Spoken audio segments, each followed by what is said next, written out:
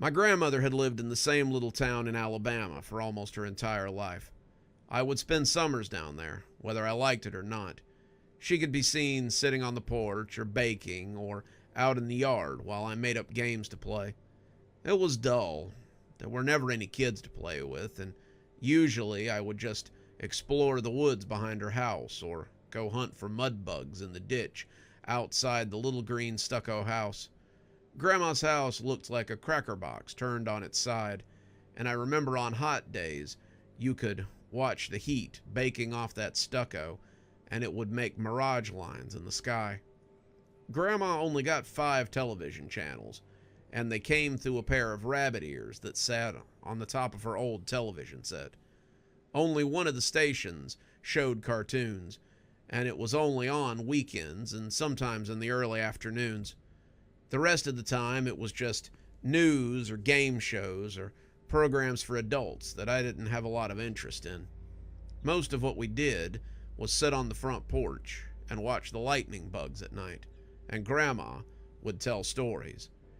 Grandma had lived a pretty long and interesting life, but most of the stories that she told were about a small town, the one that she lived in. No matter how many times Grandma left town on some kind of adventure, she always came back, and her stories were usually about whatever was going on in the town. One evening, when I was about 9 or 10, we were sitting on the couch and watching a man on the television as he talked about miracles and Jesus and this, that, and the other.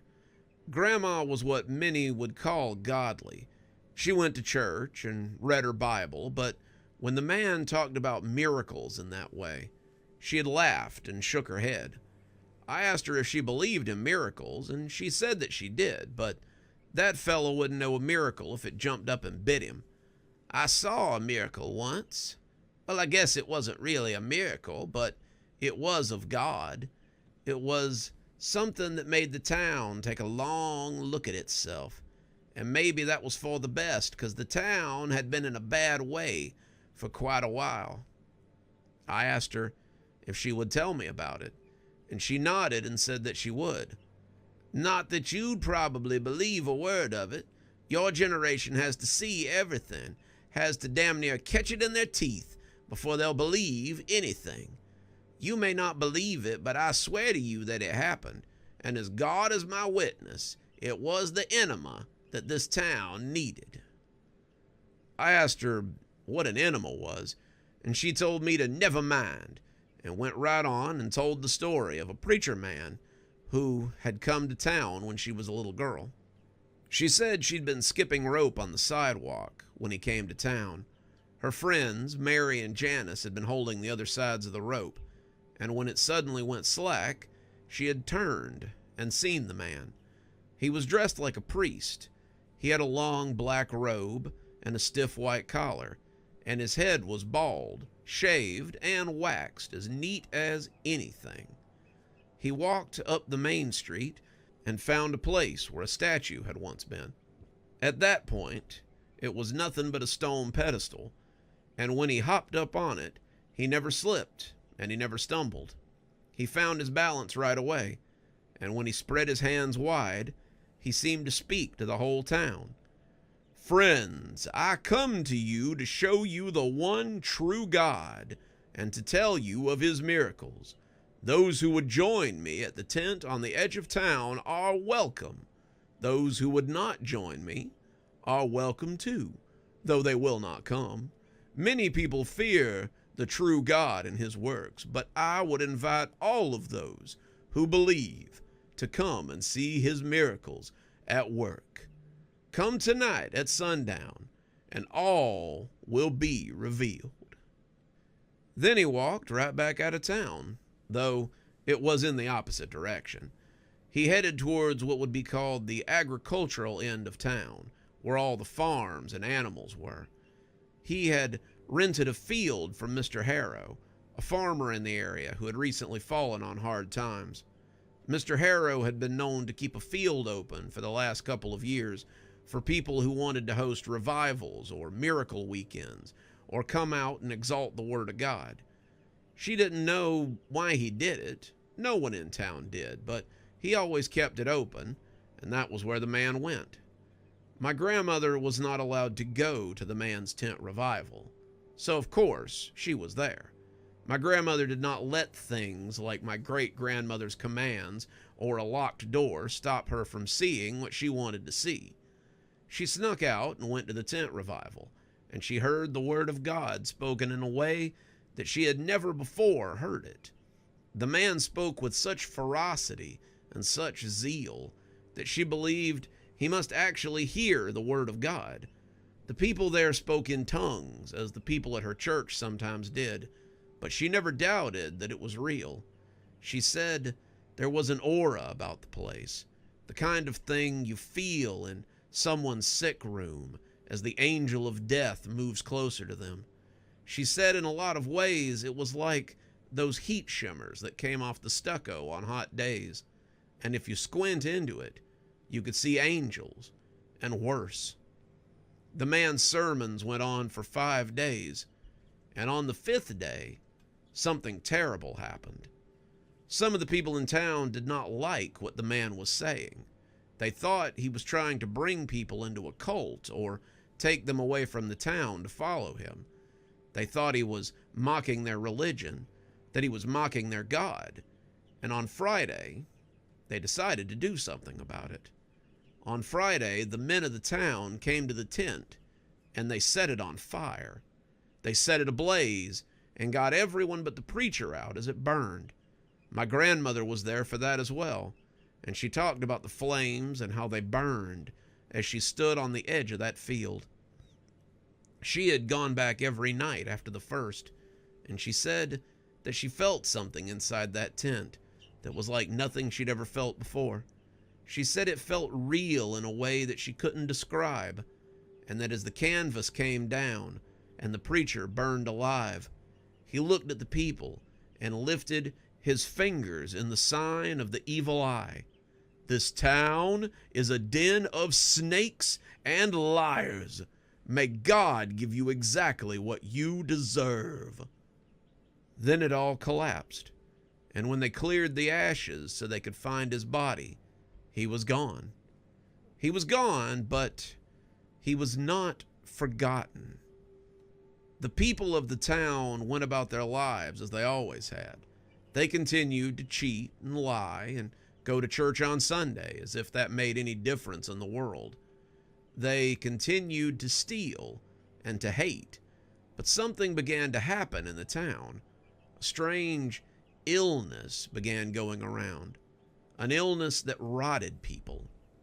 It started slowly, pockmarks on the faces, a strange wasting sickness that stole people's strength.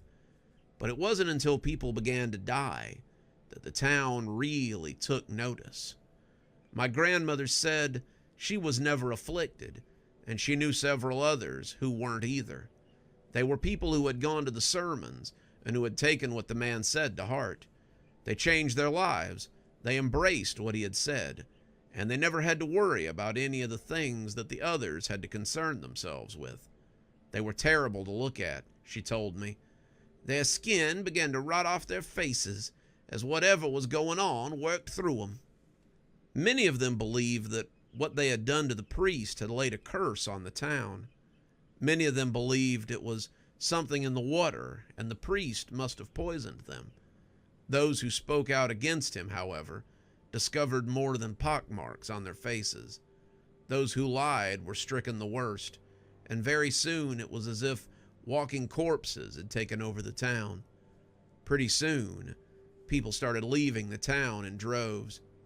She didn't know if any of them ever got better, and she didn't really care. The people had been marked by God for their lies and their misdeeds, and if they had simply lived the way that he had told them to, then they would not have been affected. She said it like God was showing how rotten they were on the inside, showing their lies and their hatred and their true nature. Perhaps he had been closer to God than I thought, and by killing him, they had angered the Almighty somehow. Those who were afflicted tried to pray, tried to regain his love, but it was hopeless. They either left town or they died, and soon there were only a few families left who were unaffected. That could have been the end of the town, but new people moved in, people set down roots, and the town thrived again. The new people did not remember what had been done to the preacher. They weren't here to know it in the first place, and the people who remained were thankful that the curse was allowed to pass on. These days, people do what they want, but the faithful still remember what happened. The faithful will always remember what took place after the burning of the holy man. I sat in silence, trying to decide if my grandmother was serious or not.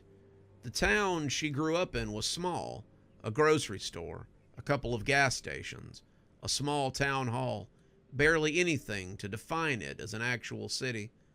It had never gotten very large, not in the time that I had been alive, and I could picture it once being something to be proud of before the townspeople had decided that they had had enough of a single priest. I'd never noticed before then, but I started looking at the houses in town that nature had reclaimed, the old storefronts where no one seemed to set up shop, and even the streets that went into connecting homes and neighborhoods where people refused to go. It was easy to believe that maybe God had felt slighted at the death of the old preacher, and maybe he had visited a plague upon the town. Who's to say for sure? Only my grandmother and the ones who remain remember. No one ever tells you that being part of the cleanup crew in Disney World is going to be easy. It's the happiest place on earth, so you come in thinking that it can't really be all that difficult. Sure, it's full of little kids, and little kids make messes. They get sick. But I'm not sure anybody understands the scale of the mess you're talking about. If a kid throws up on Space Mountain, you have to go and clean that ride pretty quickly before it cuts into the ride times. If there's a trash can overflowing on Main Street, you got to get your butt over there and change it so the guests don't see a big gross overflowing trash can and have their magic ruined. Every area has its own cleaning crew, and every cleaning crew has a day shift and a night shift crew. At least, that's how it was when I worked there, back in the early 2000s. I started off on the day shift group, because most everybody starts off on the day shift group. It wasn't too bad. I had to invest in nicotine pouches because you couldn't let guests see you smoking, but really it was just cleaning up messes. There were bathrooms to be cleaned, rides to be serviced, garbage to go out, and periodically there were streets to be cleaned and problem areas to be addressed. All in all, it wasn't too terribly bad. The problem was the sun. I know what you're thinking. Gee, why would you live in Florida if the sun was a problem? I'd lived in Florida pretty much my whole life, and the sun, or the humidity, had pretty much always been a problem for me. The doctors have a name for what's going on with me, but what it shakes out to is I'm highly susceptible to heat stroke. So, no matter how much water I drank, no matter how many breaks I took, no matter how many cooling rags I put around my neck, or how much shade I stood in, I always felt like I was on the verge of a heat stroke. I knew how to mitigate my activities so that it never got too big of an issue to handle, but standing out there around that much concrete and metal day in and day out takes a toll. I passed out about 1.5 years after I started. I was in the middle of a particularly busy shift, and I just wasn't doing as good a job of mitigating as I usually do. The crew that was working in Tomorrowland was down a couple of guys, and they wanted my group to pick up the slack when it came to bathrooms and trash maintenance. I'd been moving from one area to the next pretty regularly, not paying attention to how much water I was drinking. And when I suddenly passed out in the space between Frontierland and Tomorrowland, I woke up in the infirmary with my boss giving me a very hard look. I had passed out and spilled my cart onto the sidewalk. Some guests had seen me and reacted badly. A few of them had recorded what had happened to me, and it was probably online somewhere already. This was still the early days of cell phones, so the video quality was likely to be terrible, but the boss was still a little bit upset about it. I explained to him again about my condition. I told him how moving between areas had overheated me, and how I was sorry, but it was nothing intentional. He told me to take the rest of the day off, and then to come in early tomorrow, because he was going to find a solution to this problem. The way he said it made me think that firing me would be the solution. But when I came in the next day, it appeared he had actually put some thought into it. There's an opening on the night shift, cleaning rotation. It's 9 p.m. to 5 a.m. It should be a lot cooler, and it shouldn't be quite as busy, so you can afford to take more breaks if you're getting overheated. We like you. You're a hard worker, and we have noticed the effort you're putting in. We don't want the incident to be the end of your career here at Disney, and we think this might be a solution for everybody's problem. I'd never really thought about working overnight at Disney. You heard stories about ghosts and weird shit in the tunnels, but I never believed any of it. It was all hearsay and people with too much imagination. The way I thought about it, the more I liked the idea. And even though my boss told me to take the rest of the day to decide, I told him that I'd start tonight if he wanted me to. It sounded like a great idea, and I couldn't believe I'd never thought of it. I signed some papers, we shook hands, and he told me to go home and get some rest, and that he would see me tonight. I came back about 8:30, got into the tunnels as I went to staff briefing, was introduced to the 5 people I'd be working with for the remainder of my time at Disney. Helen was a middle-aged woman who had one of those faces that just let you know that she was going to be a bitch. She pitched herself as the cast mom, but really she was a micromanaging shrew who ran the little group of cleaners with an iron fist. There was Bob, who was her boyfriend or her husband or something, who was a textbook henpecked husband. His job basically seemed to be listening to Helen's complaints, and he was usually the one convincing people not to quit and trying to talk them down. Bruce and Mike were guys around my age, and once they figured out that yes, I smoked, and no, I wasn't opposed to a little on-the-job drinking, we became good friends. I made up the 5th position in their little group, and there were high hopes that when Helen eventually gave herself a stroke, that maybe I would take over as the liaison for the group. The group mostly worked out of Frontierland, but we did a lot of work in other parts of the park as well. I've cleaned the Haunted Mansion, Space Mountain, the Extraterrestrial Encounter, Thunder Mountain, and even scrubbed some of the animals on Splash Mountain before they changed it. Working with the animatronics was, well, it was always kind of weird. You would be wiping them down or cleaning up an area, and some of them would, well, they'd move randomly. It's always a little jarring when they do that, and when I talked to some of the other guys about it, they would just laugh and tell me that's how they were. Bob, who had been an engineer's apprentice before he moved to custodial, told me that some of it's air trapped in the pneumatic lines. A lot of the animatronics run off the pneumatic lines and air bladders, and as the seals break on them, they start moving spastically or moving in random ways whenever the ride closes for the evening. It's not something you ever really notice when the park is open, but when the music stops and the rides aren't in service, it's a hard thing to miss.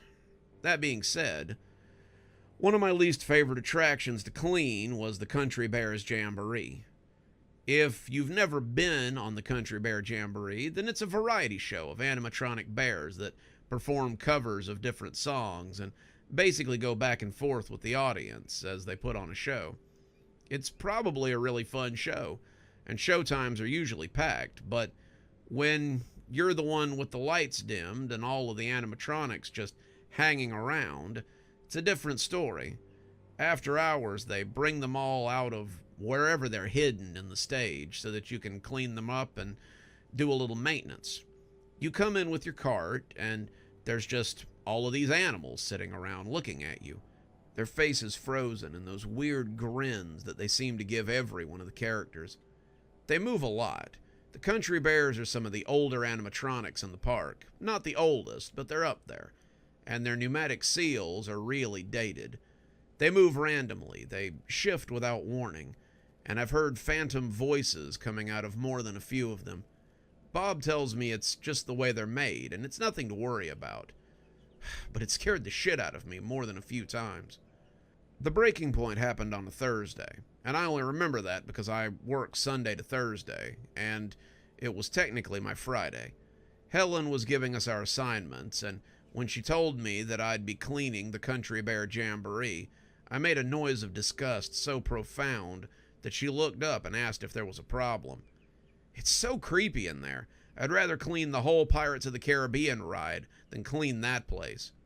Yeah, well, everyone has at least one day to clean the Jamboree Hall. Thursday just happens to be yours, so suck it up and get to work. I might not have liked Helen, but when she was right, she was right. Before you ask, we don't actually clean the performers in the Country Bear Jamboree. There's a whole other department that cleans them and services them and does all the other stuff.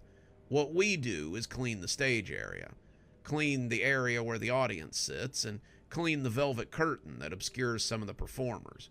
It takes about 3 hours to clean the whole place, if you're doing it thorough. I like to be thorough because it means I don't get emails the next day about how I missed a bucket of popcorn or how there was dust on the show stage curtain for guests to complain about. Call me a stickler, but I like not getting nasty emails from people who don't know how my job works. I started out by vacuuming the show area. The stage has got this really lush red carpet that makes it look a little more like the audience area in the Muppet Show. Kids generally like the show, so you can bet your ass that there's some popcorn on the ground, or somebody's Capri Sun that everyone and their mother has stepped on, or one of those big obnoxious lollipops we sell on Main Street has become lodged in the carpet fibers and is usually unable to be removed. I found that and more, and as I started cleaning the guest area, I started noticing movement from the stage. I'm used to the bears settling a little.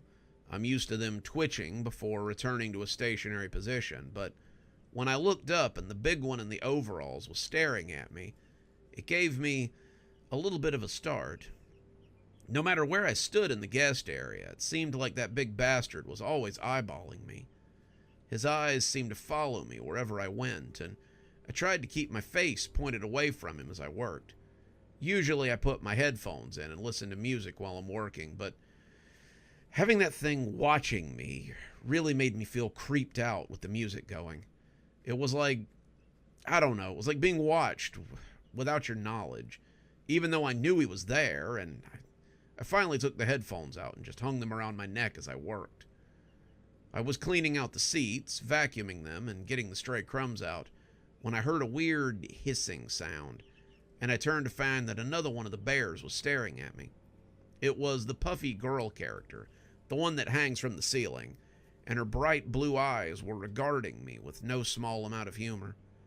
I could see the skinny one with the banjo had also turned his head to regard me as well, and I felt like I was putting on a show of my own as I cleaned out each of the theater seats with my little vacuum cleaner. As I worked, I began to notice that each one of the bears was following me with their eyes as their heads swiveled as I went about my work. There's about a dozen different animatronics in the theater, and even the animals on the wall seemed to be watching me. The big buffalo was opening and closing his mouth with some kind of slow rapidity, and it was almost like he was telling me something.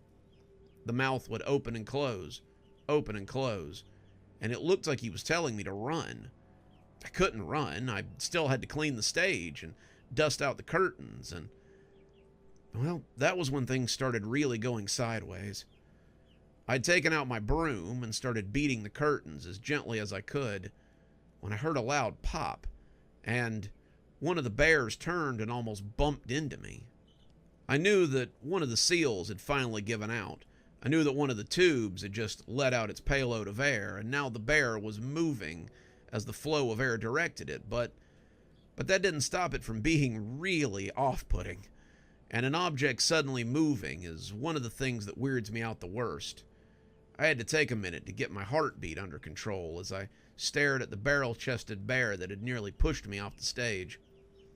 I went back to hitting the curtains, trying to dislodge the dust as quickly as possible. Then another one of them swiveled suddenly and looked in my direction. It was the smaller of the two hillbilly bears, the one that had been watching me all night, and I decided to get out my broom and start sweeping the stage as quickly as I could so that I could get out of there. The Country Bear Jamboree was suddenly the last place I wanted to be, and I wanted to get out of there as quickly as possible. I was halfway through sweeping the stage when one of them suddenly let out a wheezy rebel yell and struck a phantom chord on its instrument, an instrument that had no strings on it. He started into one of his routines, and the other one that had already hit me earlier started up as well, and the cries were so discordant that I had to cover my ears as I stumbled away. They were all mid-routine, each of them singing different songs or at different parts of their act, and the heads on the wall were chattering animatedly as they skipped from one part to the next. The speakers weren't even on. The tech turns them on and off at the end of each day, and I knew there was no way they could be making noise, but the noise was still there. I dropped my broom and backed out slowly, each of them still glaring at me as they went about their accustomed show parts. Then they all turned to face me as I stood towards the back of the auditorium, and as one, they all yelled the same thing at me. "You better get out of here. This isn't your jamboree. Go on, get, before something awful happens to you." Then they all went slack and seemed to fall back asleep. But I was already running for the front gate. My cousin, who lived in Georgia, had been bugging me for the last couple of months to come up and help him with his landscaping business. I'd always told him that I had a pretty good job here at Disney, and I really didn't want to move across 2 states just to pick up grass clippings or mow lawns. At that moment, though, I'd have swept up elephant shit if it meant that I never had to go back to those bears again. I didn't even clock out. I just ran to my car as quickly as I could, avoiding people who might ask me strange questions. I got in my car, turned it over, and peeled out of the cast parking lot as quickly as I could. People started calling me pretty quickly. Helen wanted to know where I was, Bob wanted to know what had happened, and Mike wanted to know if I'd seen a ghost or something. I didn't answer them. I drove to my apartment, packed a few essentials, and was standing on my cousin's front porch by lunchtime the next day.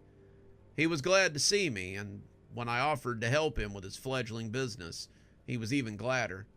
He put me up for a while, helped me get back on my feet, and he didn't ask me why I had suddenly appeared out of nowhere. I think he could tell enough by my face to know that something had happened, and he didn't want to pry. He was just glad that I had come to him instead of getting got by whatever it was that I had run from. Disney sent me a final paycheck, along with a letter saying they were sorry that I'd had to tender my resignation, and they hoped that whatever the reason behind it, that I was safe and doing well. I never went further south than Panama City Beach ever again. It's been nearly 15 years, but just the sound of a Disney park still gives me the creeps. If I ever have children, I won't take them anywhere near that place. The warning I got from those animatronic bears was pretty clear, and I won't be tempting fate a second time. For most of my life, I believed my father hated me. I was the oldest of 7, but I was always the bastard. My father and mother met in high school. She was 16, and he was 17. They fell hard for each other, and they were each other's everything for 2 years. He went to her graduation. She went to his. He got a scholarship to a prestigious college in the Midwest, a top-of-the-line business college, but my mother got pregnant. They had certainly been spending enough time together that wasn't a surprise, but when my grandparents brought up marriage, my father quietly disappeared. He never said why, but He was suddenly gone. No note, no explanation, certainly no proposal. My mother tried to reach him for years, but he ignored her. He was studying business, which was all his parents would say. He was busy. He was doing something with his life, and none of them would ruin that for him. He was going to be successful. He was going to be just like his brothers, and no small-town girl with a bastard in her belly was going to stop that. I knew of my father, but I didn't even meet him until after my mom passed. Mom never quite got over Dad. She tried for my sake, but she was always so sad. That's mostly what I remember about her. Her looking out the window as if she expected to see somebody, or checking the faces in a crowd as if she thought someone might be there waiting for her. I think she looked for him everywhere, just expecting him to show up one day. She was a great mom. She worked so hard that I got most of the things I wanted, and she still managed to spend enough time with me that I never felt neglected. There were times when it was hard, but I remember the good times more than the bad. Then, one day when I came home from school, I found her on the floor of the living room. She'd killed herself, shot herself in the head. And that was how I met my dad. My grandparents were too old to take me in. My grandma had just been put in a nursing home, and Grandpa wasn't in good enough health to manage a 12-year-old boy on his own. I didn't have any aunts and uncles. My mom had been an only child. So they tracked down my father and gave him a call. That's how I met him, there in the police station, as I sat wondering what my life would look like without the only parent I had ever known. He looked like me, tall, sandy-haired, with blue eyes behind a pair of gold glasses. He could have almost been me 20 years from right then. And when he saw me, I saw something in his eyes that made me think I might have found a new home. He looked at me for a moment, and I saw a sense of pride and wonder in what he saw. It wasn't an expression that I would ever see again. My dad agreed to let me live with him, agreed to take care of me, but he wouldn't look at me the whole time. He talked to the police, he talked to the social worker, but never once did he say my name or speak to me directly. He signed some papers, talked to a few more people, and then put me in the back of his car and took me home. He didn't speak the whole way. The drive was very quiet, and when he turned down a side road, that's when we came out onto a 50-acre estate with a small mansion on it. His parents had been correct. My dad had done very well for himself in the 12 years since he had last seen my mother. My father was some kind of investment banker. He did a lot of things with people's money, did a lot of things for people looking to make more money. And these things were lucrative because he never wanted for anything.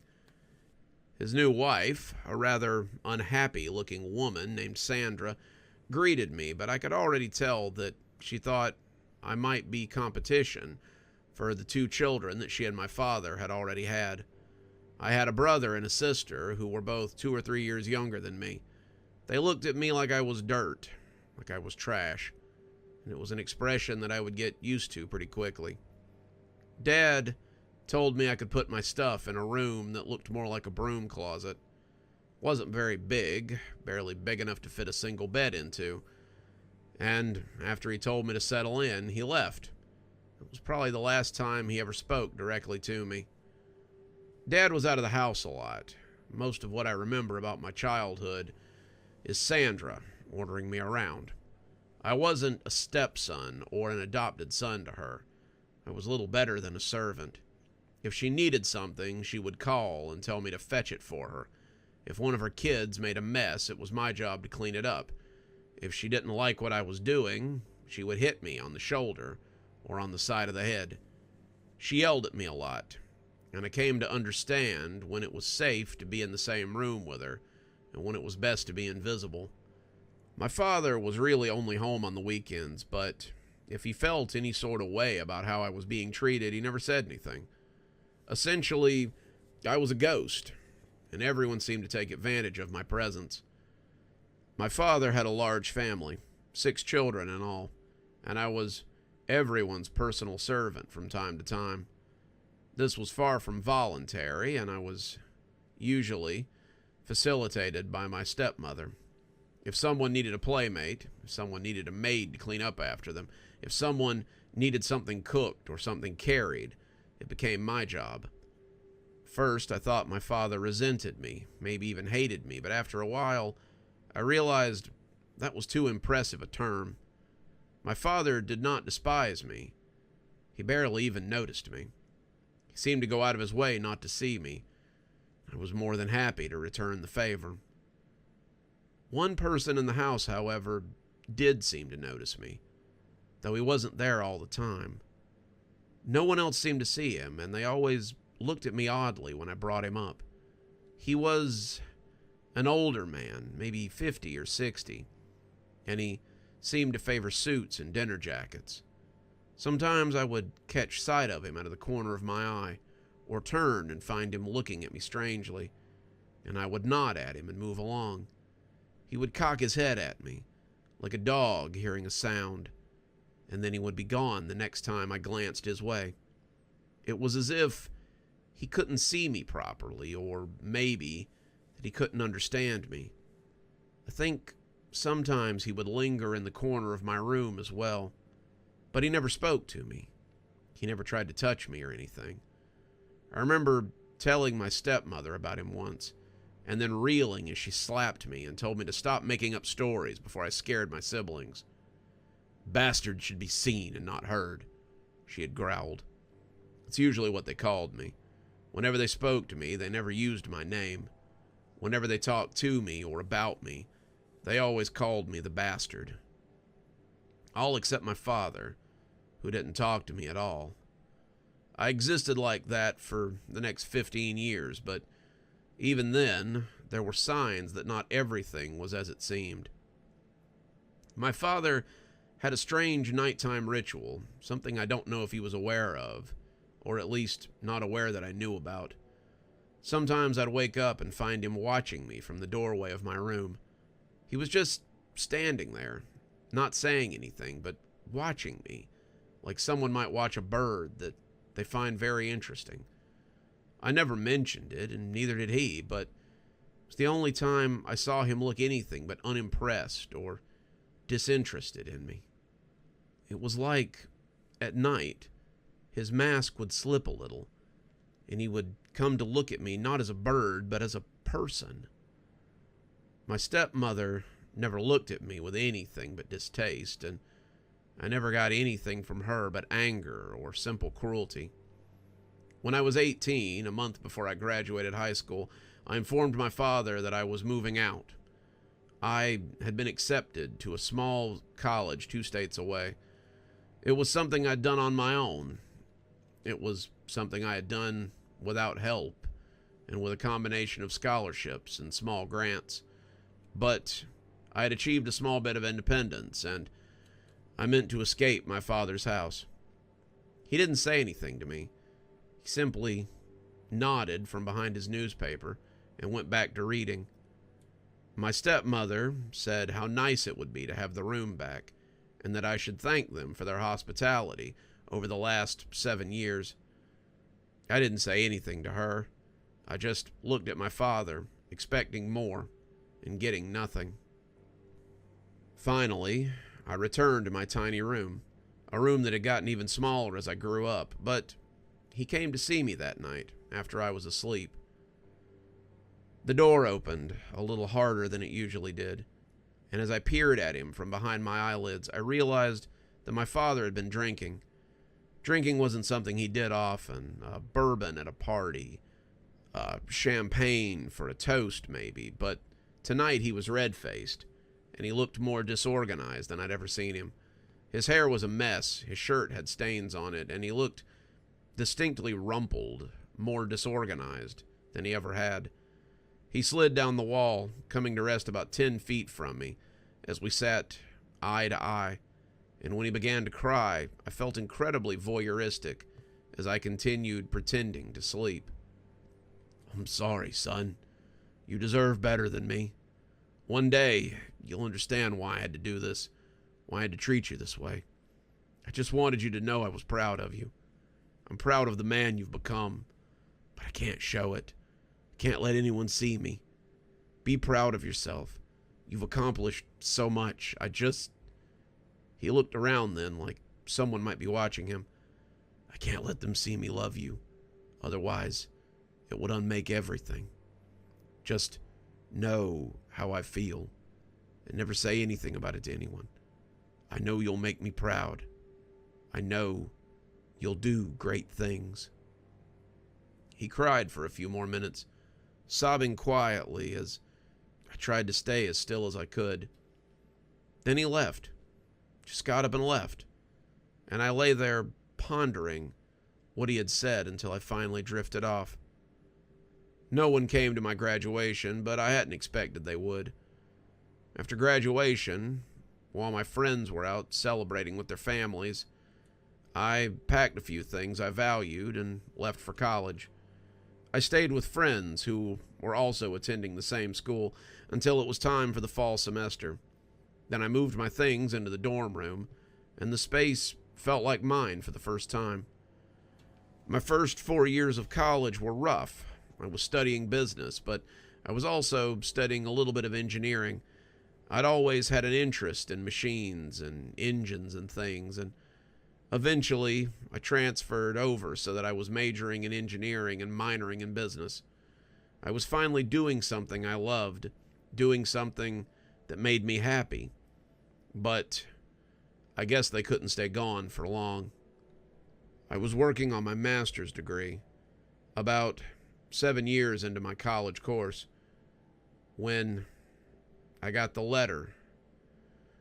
It was short, but I recognized my stepmother's handwriting. Your father has passed. Don't come to the funeral. There's nothing for you in his will. That was it. Just 3 sentences, and it hit me harder than I had thought it would. My father and I had never been loving, never even been particularly close, but just knowing that both my parents were dead made me feel alone in a way that I never had. My friends came together for me. They took me down to drown my sorrows, but honestly, I was relieved. It would be a relief not to think that I had to go back and perform for them. It would be a relief not to think that I would have to attend some sort of ceremony for them. I was done with the family, for better or worse, and if I cried during those times, it was only because I felt a major burden lift from me. I'd expected to hear from my father's lawyer about maybe signing some things to clear up my father's estate. I didn't expect to be contacted by a detective who was asking about my alibi. His name was Detective Rayner, and he was looking for the person who had killed my stepmother and my 6 siblings. They'd gathered at your father's house for a party, a memorial after his funeral, and when the maids came in the next day, they were all dead. He didn't believe I had done it. He was just checking off boxes. He didn't want to give me the gory details, but I got them in the end. No one seemed to want to tell me what had happened, and I had to dig pretty hard to get the story. But once I had it, the details didn't help much. All of them had suddenly and unexplainedly died. They had been alive at 11:55 p.m. and dead by 11:56. No one knew how, no one knew why, but everyone connected with my dad had suddenly and unexpectedly died before midnight on the day of his funeral. Then, a week later, I got a call from my dad's lawyer asking me to come to his office. As we sat across from each other in the neat office, he told me how I stood to inherit my dad's estate, as well as the estates of my parental grandparents. Why? I asked him, as surprised as I was the day my family had died. My dad never cared a lick for me. I've always been the black sheep, the bastard, and no one ever let me forget it. Mr. Williams, the man who handled my father's legal matters since I was little, just shook his head as he handed me a manila folder. Everything will be explained in there. Congratulations, Mr. Rafus. It seems your father loved you more than you thought. He left me to read over my father's last message to his forgotten son, and it changed everything. And nothing. Son, I expect you have questions, and I'd love to answer them, but I fear I may be beyond talking at this point. I loved your mother dearly. She was the love of my life, and it nearly killed me. I wanted to go back for her. I wanted to marry your mother and be a part of your life, but something happened to me before I went to college. Something that changed everything. I was 18, getting ready to leave, and that's when I met him. He frequented the coffee shop I went to during finals, and we struck up a friendship of sorts. He was charming, he was brilliant, and one night he said he wanted to make a deal. He would make me successful, wealthy, lucky in whatever I undertook, and all it would cost me were the things I loved. I laughed, thinking he was joking, but he assured me that it wouldn't be right away. He would wait until I was gone, until my bones had been interred in the ground. And then he would take his payment. I still didn't believe him, but I shook his hand and told him he had a deal. After that, I got accepted to my dream school. My grants and scholarships came through, and everything I wanted seemed to fall into place. After that, however, I saw the man everywhere. He would smile at me when he saw me noticing him, and then he would wink, put his finger to his lips before simply melting into the crowd. That's when I knew I'd agreed to something very dangerous, and that I needed to protect you and your mother. For most of my life, I've treated my deals with this man like a very complicated game of chess. I put as much distance between myself and you and your mother as I possibly could. I'm married to a woman who I do not love, but who I knew would be the sort of woman that a man like me would be expected to love. I had children whom I openly praised, but secretly, I knew were spoiled and arrogant. I lived the sort of life that I knew people would expect, while still putting away my wealth in secret places for later. Your stepmother would have spent all my money if she'd known how much of it we had, but I managed to hide the majority of it so it would be untouchable by anyone except me, and eventually you. Something my mysterious benefactor did not understand, something he would never understand, was that appearances are not always what they seem. I hid my treasures away, just as I did my money, knowing that when the time was right, I could build something for you that would last longer than I would. The problem was that your mother threw me for a loop, as she so often does. It's not fair to say, but her dying was the last thing I had expected. Then I saw you that day in the police station, this boy who looked so much like me when I was your age. For a moment, I almost slipped up. For a moment, I almost ran to you and pulled you to my chest and told you how sorry I was for sending you away. I wanted to tell you how much you meant to me, how much following your success and your schoolwork through various channels had meant to me. But I knew that I couldn't. If that man guessed what your triumph meant to me, you would have died like the rest. So I had to hide you away. I had to ignore you. I had to play a very real game of hide and seek with my love for you. I had to pretend that I didn't care and that you were a burden, that you were nothing but an unwanted child to me. I could do nothing openly for you, but know that I hurt for you. Every time they called you a bastard, every time they called you unwanted, every time they ordered you around like a servant, my heart bled. Sometimes I would go into your room at night and look at you, and I would feel shame for my cowardice. I would go into the office and weep afterwards. The night of your graduation, I got so drunk that I very nearly ruined everything. I decided to go and tell you how I felt about you, and damn the consequences. I'd tell you how proud I was, tell you you were my favorite son, the most like me in every way. But when I got there, I saw you sleeping in your tiny room, and I lost my nerve. I couldn't watch you die, even if it was from the hereafter. I will assume by now that your stepmother is dead, as well as her children. I will assume that your uncles and your aunts are also likely dead. These were the people that I outwardly professed to love. These were the people who were told daily how much they meant to me and how much I appreciated and valued them. These were my sacrifice. These were my payment to that man who gave me so much, but also took so much from me. If they're gone, I've instructed my lawyer to give you this letter. Everything belongs to you. Everything that is mine is now yours, as it should have always been. Tell no one of this letter. Burn it after you read it, if you want to be absolutely safe. But just know that I've always been proud of you. I've always valued you, and I've always loved you. Be safe, and take the truth with you. Dad. I sat in the lawyer's office for a very long time before I crumpled up the letter, set it on fire with the lighter on his desk, and tossed it into the garbage can. It burned down to ashes and had begun to catch the surrounding papers before I dumped a pitcher of water over it and left. I signed some papers, shook some hands, and returned to my dorm room to figure out what to do next.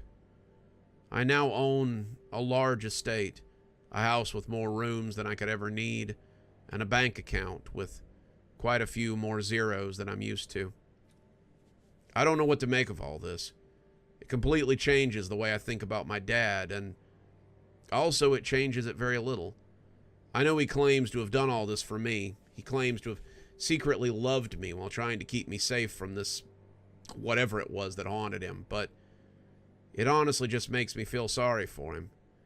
He lived a lie for his whole life, playing a game of chess that only 2 people ever really knew about. And for what?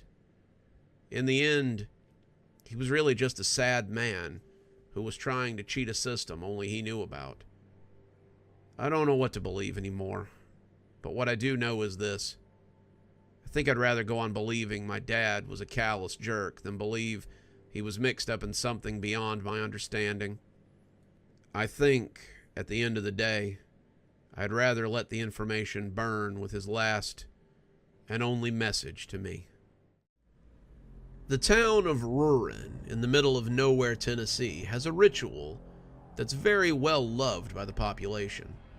Rawson is a pretty big place, though you may have never heard of it. It has a working steel mill, a slaughterhouse that sells its meat everywhere in the South, and a very lucrative pulpwood operation that provides paper trees for a lot of different mills. It's a great place to live. It does so without the need for corporate inclusion. You won't find any Walmarts or Dollar Generals in Rawson. It's a town where the mom and pop shop holds sway, and the town council is just as beholden to the people as they are to the businesses. The town council is another oddity that you'll only find in Rawson. The same 7 families have sat on the council since the 1800s, and not just out of a sense of nepotism. There are elections, people do run against them, but even those people vote for the same town council. James Miller, the owner of the Pulpwood Grove, Coral Masterly, the owner of the steel factory, Jim Doherty, the owner of the steel foundry, Todd and Melanie McCormick, who run the slaughterhouse, and Evelyn Ramsey, who's the owner of a large chunk of land that a lot of other things are on. They're the current city council, but their families have always run the town for as long as anyone can remember. It's not a bad system. They don't swindle the town treasury. They don't make deals that would put money in their pockets while hurting the town. And they don't take bribes, at least not as far as anyone knows. What they do is keep the town the way it is. They keep all the modern conveniences, such as CVS and McDonald's, out of the town. The town just got broadband internet 5 years ago, and that was only because they cut a deal with a local provider. Even the phones in town are run by a local branch, and most people still prefer home phones rather than cell phones. In a lot of ways, Rawson is a town out of time, and lots of people come to see it and spend their money there. What brings in a lot of them around Easter season is Resurrection Day, a town ritual that has existed for as long as anyone can remember. On Resurrection Eve, one of the councilmen, or councilwomen, is selected to be the resurrectee. They're taken to Proctor Cemetery and sealed inside the resurrection grave for 3 days. They bring no food or water with them, and most of them go into the casket smiling and laughing as they wave at the crowd. The casket is sealed, the earth is replaced, and everyone leaves so that whatever magic is supposed to happen can happen. In 3 days' time, the council person in question is dug up, the casket is opened, and they stumble out and proclaim another year of prosperity for Rawson. If they look a little younger, their wrinkles replaced with baby fine skin, then no one notices. They clap and they cheer, and things go on in the town as they always have. It's good for the town. It's good for everyone. But someone had begun to notice, and someone wanted answers. Come on, Mr. Salazar. I just want to do a piece on the town ritual. There's nothing wrong with having a little town spirit, is there? Mr. Salazar, the editor-in-chief at the Rawson Journal, stared at Selena through the rising smoke off his cigar. He liked Selena. She was a good writer, and she was hungry for news in a way that you didn't often see with young people. The fact that she was easy on the eyes had very little to do with it, but an old lech like Salazar could still appreciate it. There's nothing wrong with a little bit of town spirit, honey, but what I have a problem with is you poking your nose where it doesn't belong. I got Jamie working on the Resurrection Day piece, and I believe I have you working on a piece about the Easter parade. Selena rolled her eyes and flopped into the chair in front of his desk. Salazar liked the way she flopped, but the look on her face told him that there was going to be trouble. Come on, Andy. You and I both know that kid couldn't find news in a classified section. People are tired of just taking your word for the fact that Resurrection Day is just normal. It's 2026. People have internet now. The young people can look it up and see that what's going on here isn't normal. They want answers. They want to know what's really going on. And I want to bring them that. Mr. Salazar raised his eyebrow as he glared at Selena. I'm only going to tell you this one more time, kid. You keep your nose out of this, and maybe you live long enough to be editor-in-chief one of these days. I don't want to hear another word about it. You cover the Easter parade like you're supposed to. You keep drawing your paycheck, and you keep putting out the news. Don't make me regret hiring you. Selena threw up her hands and stormed out of his office. She and Anthony Salazar had come to blows like this before. When she wanted to do an expose on the pulpwood field and its miraculous regrowth every year, he had told her to leave it alone. When she wanted to look into the slaughterhouse and figure out how a town with only 2 cattle ranches supplied enough beef for a multi-state operation, he had told her to let it go. When she had wanted to look into the steel foundry and figure out how it was the only working one in this part of the country, he had encouraged her to go talk to the owner and do a piece on that, but not to dig too deeply. Selena had been doing what she was told. She had been eating shit and smiling, but now this was something she wanted answers to. She wanted answers to a lot of things, and this might be the first step in getting them. Go cover the Easter parade like a good little girl, she groused as she flopped down in her desk and began typing. Oh, she'd cover the Easter parade. Then she'd figure out what was really going on with this town. The first thing to do was to talk to Mary Worth. Mary Worth had once been a member of the council as well, or her great-grandmother had. The Worths had once owned several large cattle runs, controlling 80% of the beef that was used by the slaughterhouse. They had sat on the council, they'd been well respected, but then something had happened during the ritual one year, and everything had gone to pot pretty quickly. Their cattle had begun dying, their land had been sold to pay off debt, and the family had fallen into relative obscurity. The family now owned only a single farm on the outskirts of town, and Mary was the last remaining member of that line. Mary was considered to be something of a town crazy. She was always telling weird stories and making outlandish claims, but Selena thought she might be just what she was looking for. The woman was sitting on the front porch, as she almost always was. She lived alone, and being outside seemed to soothe her somewhat. She was sitting out there with only the creak of the rocking chair to keep her company, and as Selena pulled up, she saw her reach for the rifle that was leaned against the house. People like to come out here and mess with Miss Worth, and Selena wouldn't blame her for being a little bit paranoid. Whoa, whoa, whoa, I don't want any trouble. I work for the paper. I'm doing a story on Resurrection Day. Have you got a minute to talk to me? The old woman seemed to contemplate it for a moment, before putting the gun back against the house and turning back to stare at Selena with her rheumy old eyes. Why, I suppose I might. Nothing but time to spare these days. Social Security pays for my groceries and my taxes, but not much else. Certainly doesn't pay for company, so I guess I got a little bit of time.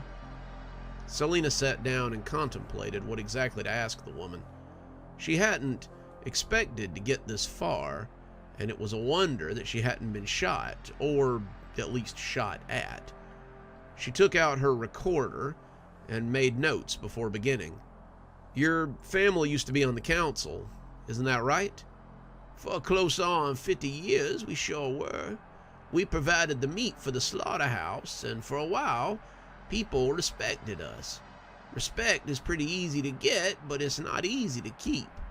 People only really respect you until you don't have anything, and ours was thanks to Resurrection Day. You've told people that before. What exactly happened on Resurrection Day, all those years ago? Oh, that was back when my great-grandmother was on the city council. She'd been serving with them since 1901. She'd probably be serving with them still if her number hadn't come up. You know how it goes. Every year they draw somebody's name, and that person has to go into the ground for 3 days. It was her turn, and it was the first time she had gone in a while. She was nervous. We didn't understand what she was nervous about. It was just a harmless town ritual, but she assured us that it was just nerves. She let 'em put her in the casket, and she went into the ground for 3 days, and when they pulled her out, something was very wrong. My great-grandmother had been skinned alive down there. Every bit of her had been skinned to the bone, and she had the most god-awful look of horror on her face that I had ever seen. She was screaming when it happened. You could tell because her mouth was open and everything. I don't think my parents had intended for us to see her, but when they popped that casket open, we all got a look. I've never heard of anyone dying during the ritual. Has it happened before? Twice more. It only happened 3 times in the entirety of the town's history, and every time it does, it always tips the power structure of the town. Why, the first time it was Jensen Mallory, who'd been a banker. Time after that, it was Cletus Summerland, who had once owned the land that my great-grandmother's farm had been on before she turned it into a cattle ranch. The families were never the same afterward. Most of them were dead within 2 generations, completely wiped out forever. I suspect it'll be the same with my family as well. I'm okay with that. Seems a shame for it to end like that, but that is the way of the town. What do you mean? Selena asked, making notes as she tried to get it all down. They called this town Rurin. But that's not quite right. It's not named after anything you could really put your finger on. It's named after a creature. A creature? What sort of creature? Back before he died in 1995, I had a cousin who snuck out to the cemetery during the resurrection night. He told me he saw something there that would haunt him until the day he died. It was something looming over the grave with the councilman in it. But before he could see much more, it turned and looked at him, and he said he ran like the devil himself was after him. It sounds to me like you might want to go have yourself a look at the graveyard during the ritual. Maybe there's something there that'll clue you into what's going on around here. Selena thanked Mary and headed back into town. She wanted to be ready for tonight. It seemed like there was more to see in the graveyard than old relatives, and she meant to have a good seat for when it started. Selena, I really wish you would just let this go. Jasper, her roommate, was watching her pack a small bag as she prepared to go out for what he often called guerrilla journalism. It's perfect, Jasper. All I have to do is sit in the Worcester Mausoleum and find out what's going on during the resurrection ritual. It's easy. No one's gonna see me. No one's gonna be there. It should be the easiest thing in the world, and it won't cost me anything. All I have to do is leave in the morning, and no one will ever be the wiser.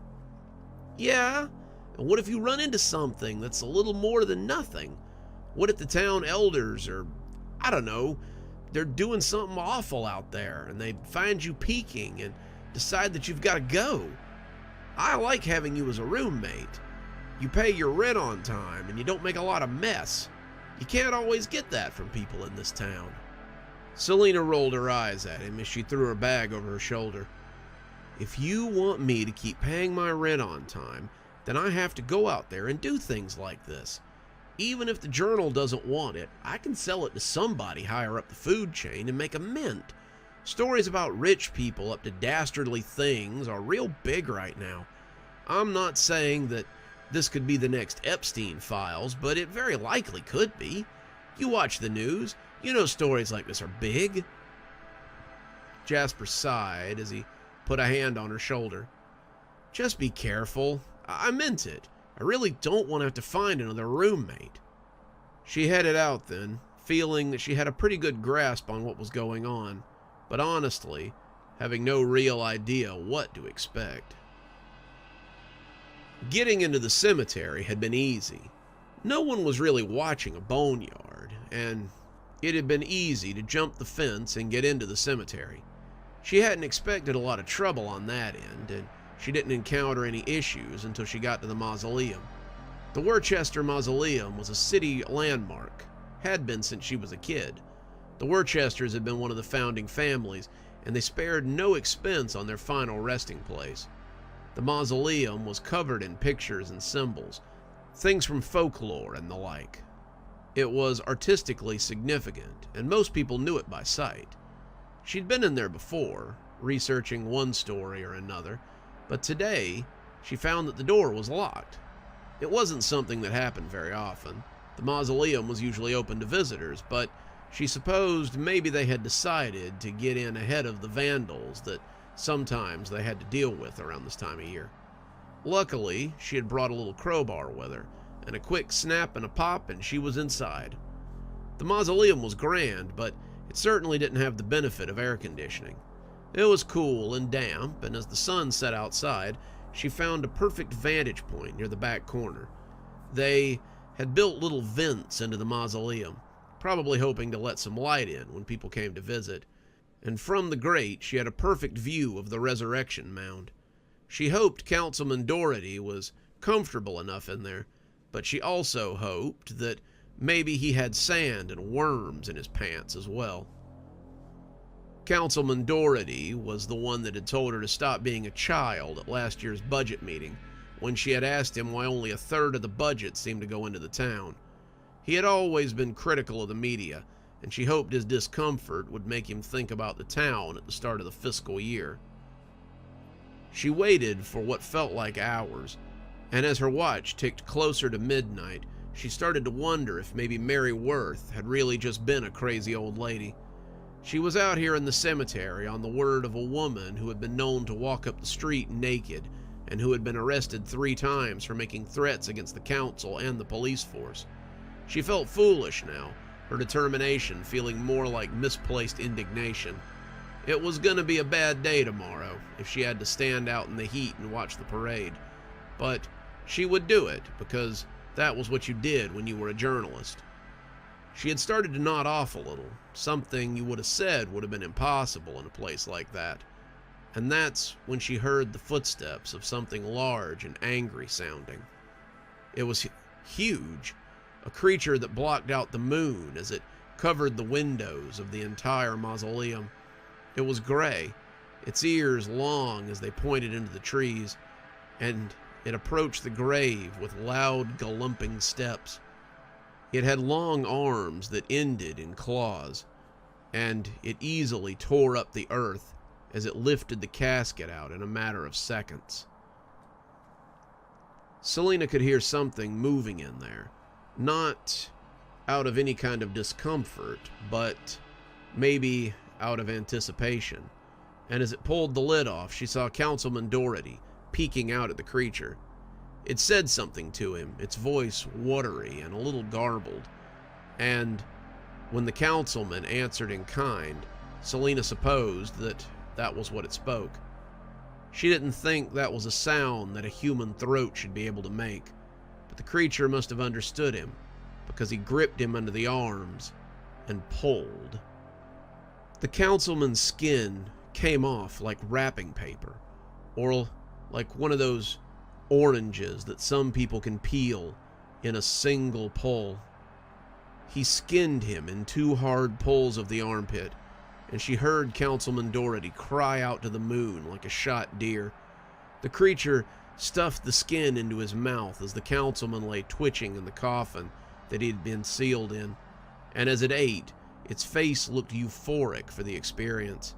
It enjoyed its treat, and as it finished and turned back to the councilman, Selena had a horrifying revelation. Councilman Doherty was looking at the mausoleum, and his lidless eyes looked wide with surprise. He could see her.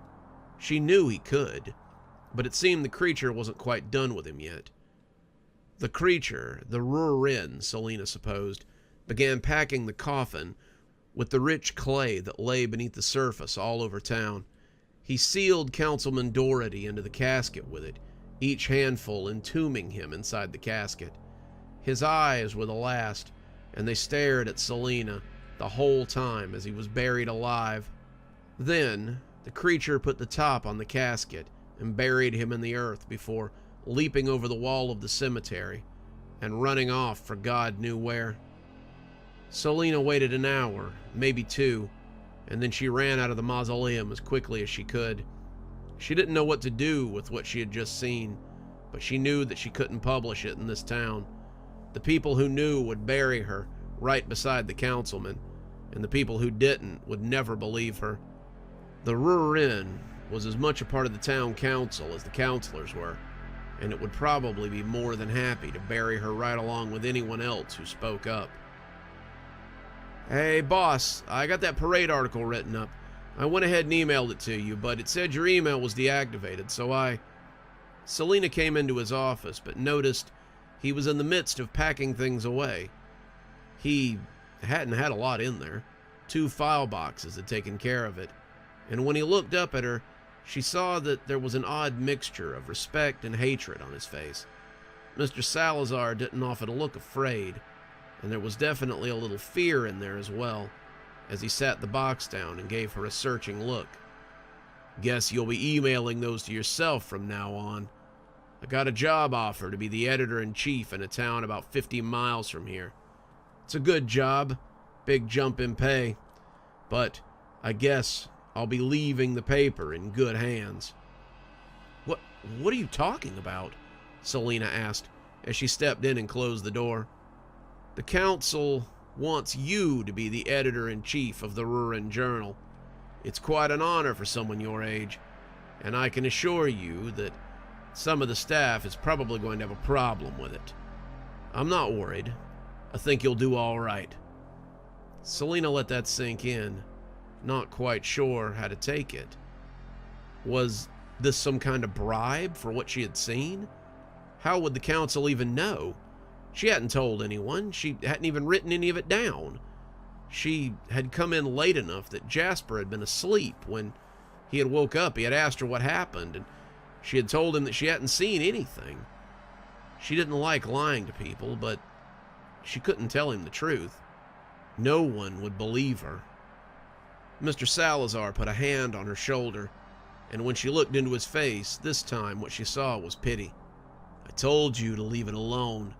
I told you to just cover the parade and leave all the rest of it behind. But you had to pursue it. Now you've made a choice. Are you going to accept the counselor's decision, or are you going to continue to rock the boat?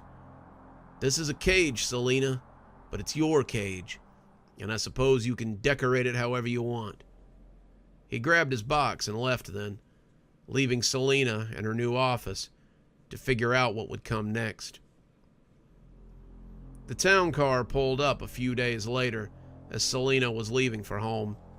The voice from inside told her to get in, and Selena obeyed even though it was the last thing she wanted to do. Inside was Councilman Doherty, and he looked far better than he had in years.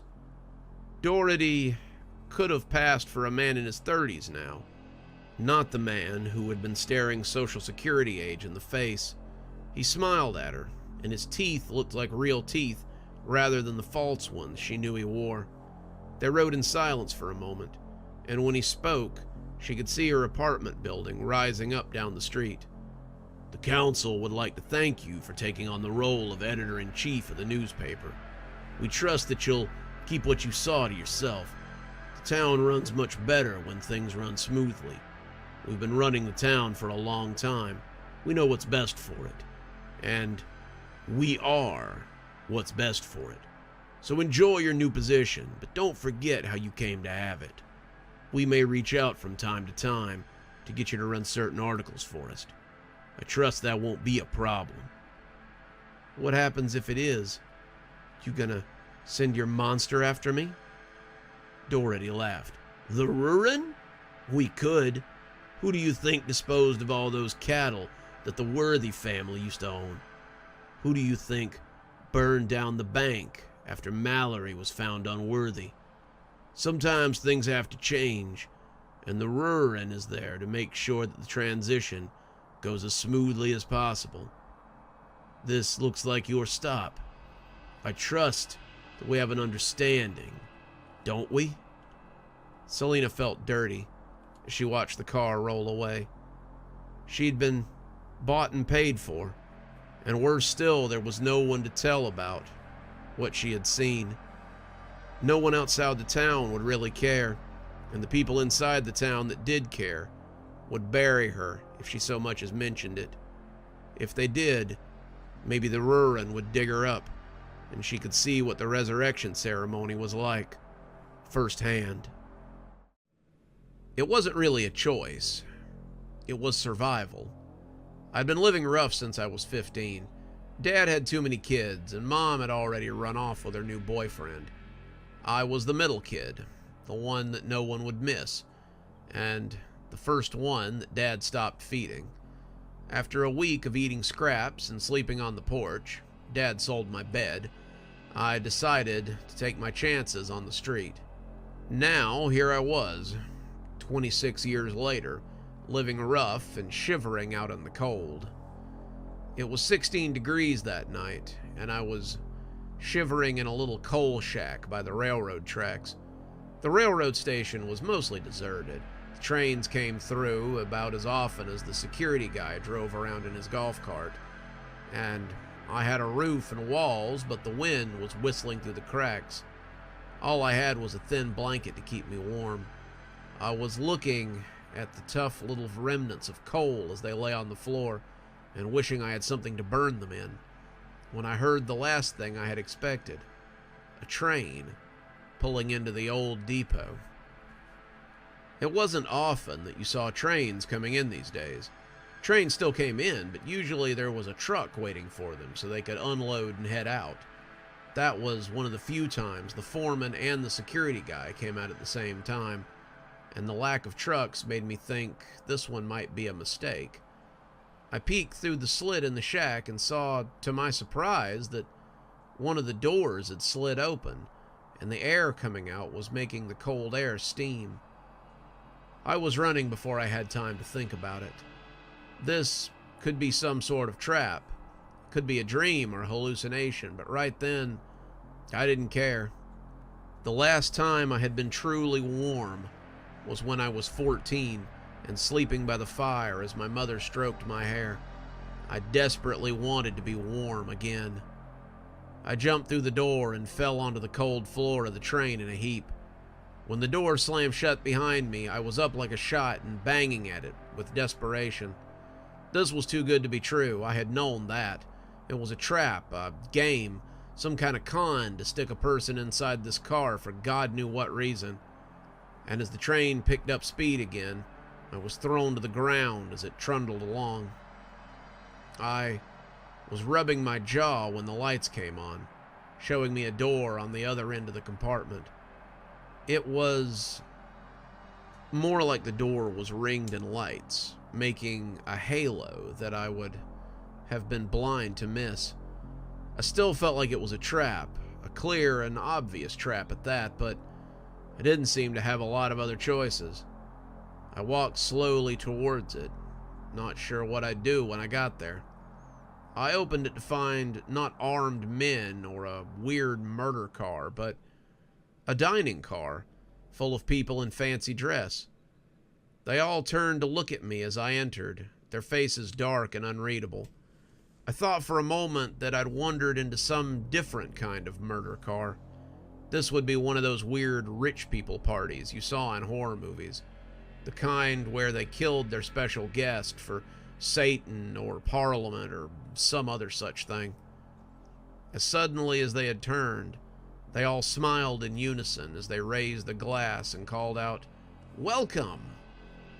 Confetti fell from the ceiling, and they all began to sing something I was unfamiliar with, a song that I'd learned line by line before all this was over. Another soul on the nowhere train, another lost soul who's much the same, nowhere to be, nothing to see, come stay with us and forget your pain. They cheered when it was over, and when a woman in a sequined dress pulled me towards the revelers, she pushed a drink into my hand and put a kiss on my mouth. I must have tasted like old teeth and older beans, but she didn't care. She smiled and laughed and pushed the glass closer to my mouth. "Drink, drink. This party's for you, after all." What else was I to do? I drank. The booze was like nothing I'd ever tasted. One sip gave me bourbon, another gave me champagne, another gave me whiskey, the good stuff instead of the stuff I was used to. After a few drinks, I was tipsy enough to be pushed towards the coat closet by the woman in the sparkly dress, and after a few very close minutes, I emerged, dressed in a suit that cost more than the car my father had always raved about. I fit right in with the others, but it was more than that. My hair was combed, my teeth had been brushed, my skin felt clean in a way that it hadn't in years. "What have you done to me?" I asked, but my tone was pleased. "Just made you into the man you deserve to be. Everyone here is who they deserve to be. It's the nowhere train, and everyone here deserves to be who they are." It was an odd statement, but I was drunk and not in the best state of mind for figuring things out. "So, what's the nowhere train?" "It's a place for the lost, a place for those with nowhere to go. It's a haven for the wayward.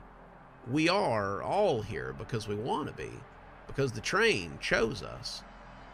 Her name was Lily, and she was there because, in her words, the 1920s were boring. I was in between men, down on my luck, and wondering where I was going to get my next meal. I'd sold my jewelry, my nice clothes, and I was considering selling the only other thing I had of value, she said with a wink and a soft slap on her bottom, when a train rolled up right in front of me on the street. I hadn't seen one on the tracks for a while, and now I'd nearly been hit by one. When the door to the boxcar came open, I suddenly decided that it might be time to ride the rails. Maybe I could go to California and find something better. Maybe I'd just ride it forever and never go back to Philly. Either way, I got on and just never wanted off. I eat every night, drink when I want, and never have to care about much of anything. It's like Neverland and Coney Island all rolled into one. You'll love it here, I can assure you. She was sweet, but her vocabulary was certainly dated. We moved around the car, talking to people and meeting the other residents of the dining car, and Lily introduced me to all of them. That's Adrian Manderley. He was a gambler who hit a string of bad luck. He was trying to step out in front of a train when this one pulled up. That's Vanessa Childs. She was a child actor who became addicted to heroin. She got picked up by a train while walking along the tracks. Boy, was she fun to deal with for a while, I'm here to tell you. Gloria and Garrett Mercer, twins who once committed murders across the eastern seaboard. The train found them fleeing the authorities in a train yard and invited them in. They may be murderers, but they've been safe as houses since they got here. They claim they only killed child predators, starting with their own father, but who really knows? There were dozens of them, and as I walked and drank and listened, I suddenly became aware of something else. Well, someone else. He was dressed in a smoking jacket, with pants that I thought might be called Khalif pants. He looked like he was wearing slippers, and a fez too, and he was walking towards the other end of the bar car. He was walking slowly, almost sleepwalking, and the door he was heading for was framed in a much dimmer light than the ones that had led me there. It appeared to go deeper into the train, but the mood around it was anything but welcoming. It almost seemed as if no one was supposed to go that direction. "Hey, where are you going?"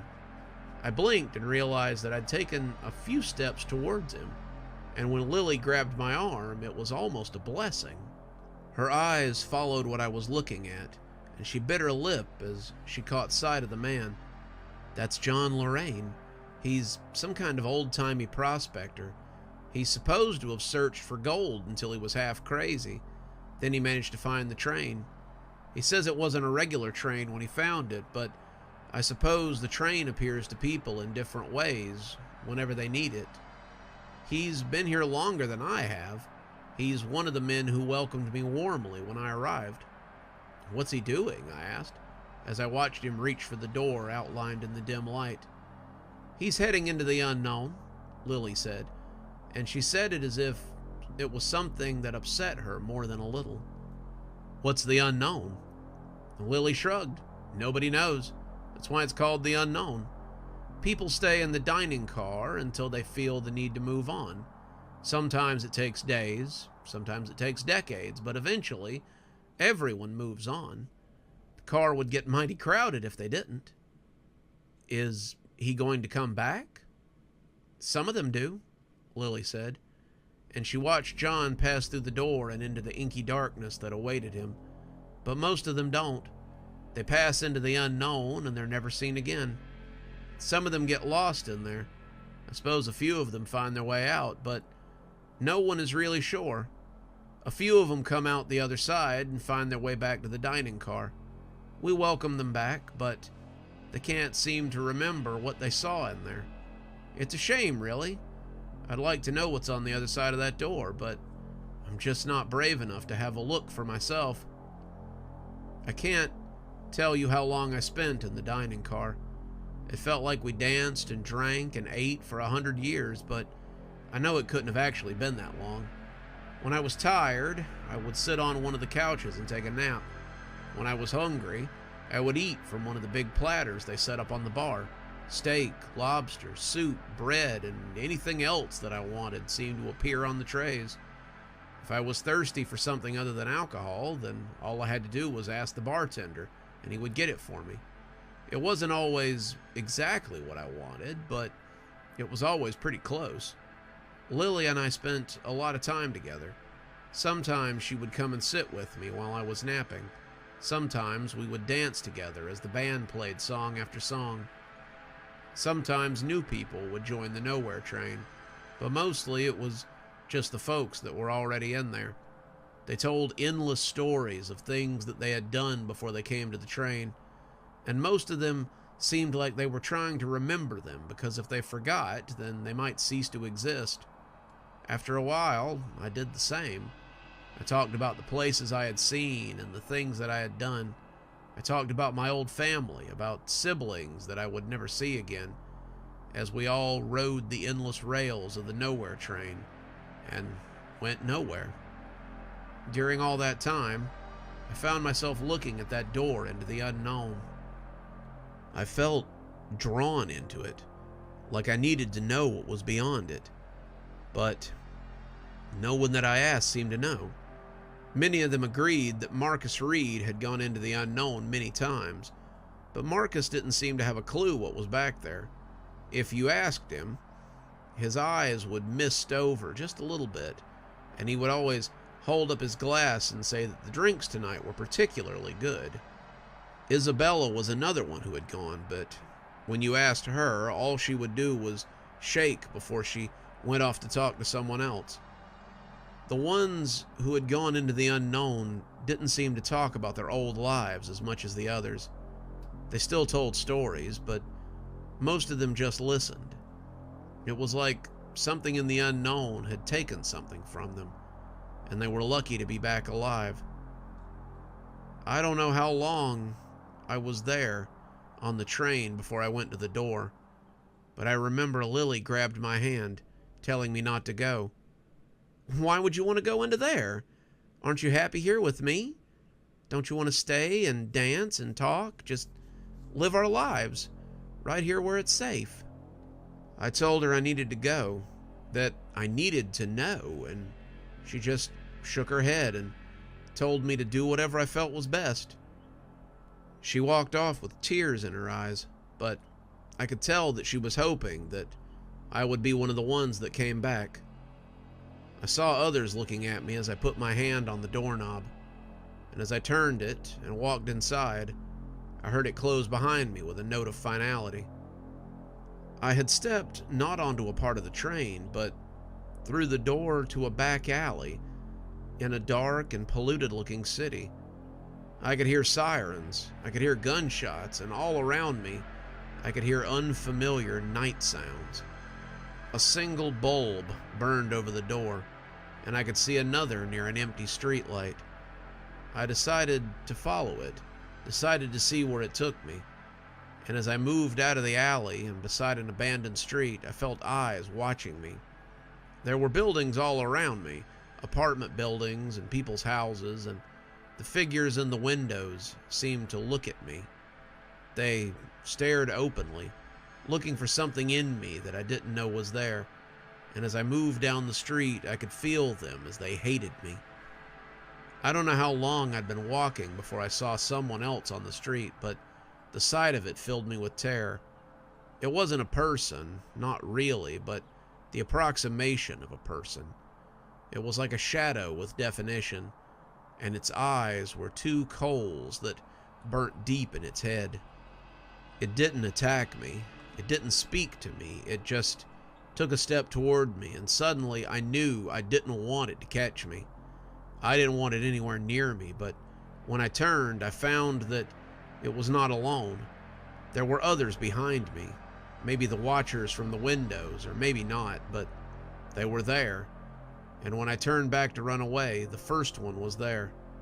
He stuck his hand out, and when it touched my chest, I was swallowed up by an all-consuming darkness. The next thing I knew, I was opening another door, and the eyes of the people in the dining car were upon me. They all looked at me with the same blank expression they had worn the first time, and then their faces split into grins, and they welcomed me as they sang the same song over again. Another soul on the nowhere train, another lost soul who's much the same. Nowhere to be, nothing to see. Come stay with us and forget your pain. Lily came up to hug me, and she took my hand and led me over to get food. What was it like? Do you remember anything? At the time, I didn't.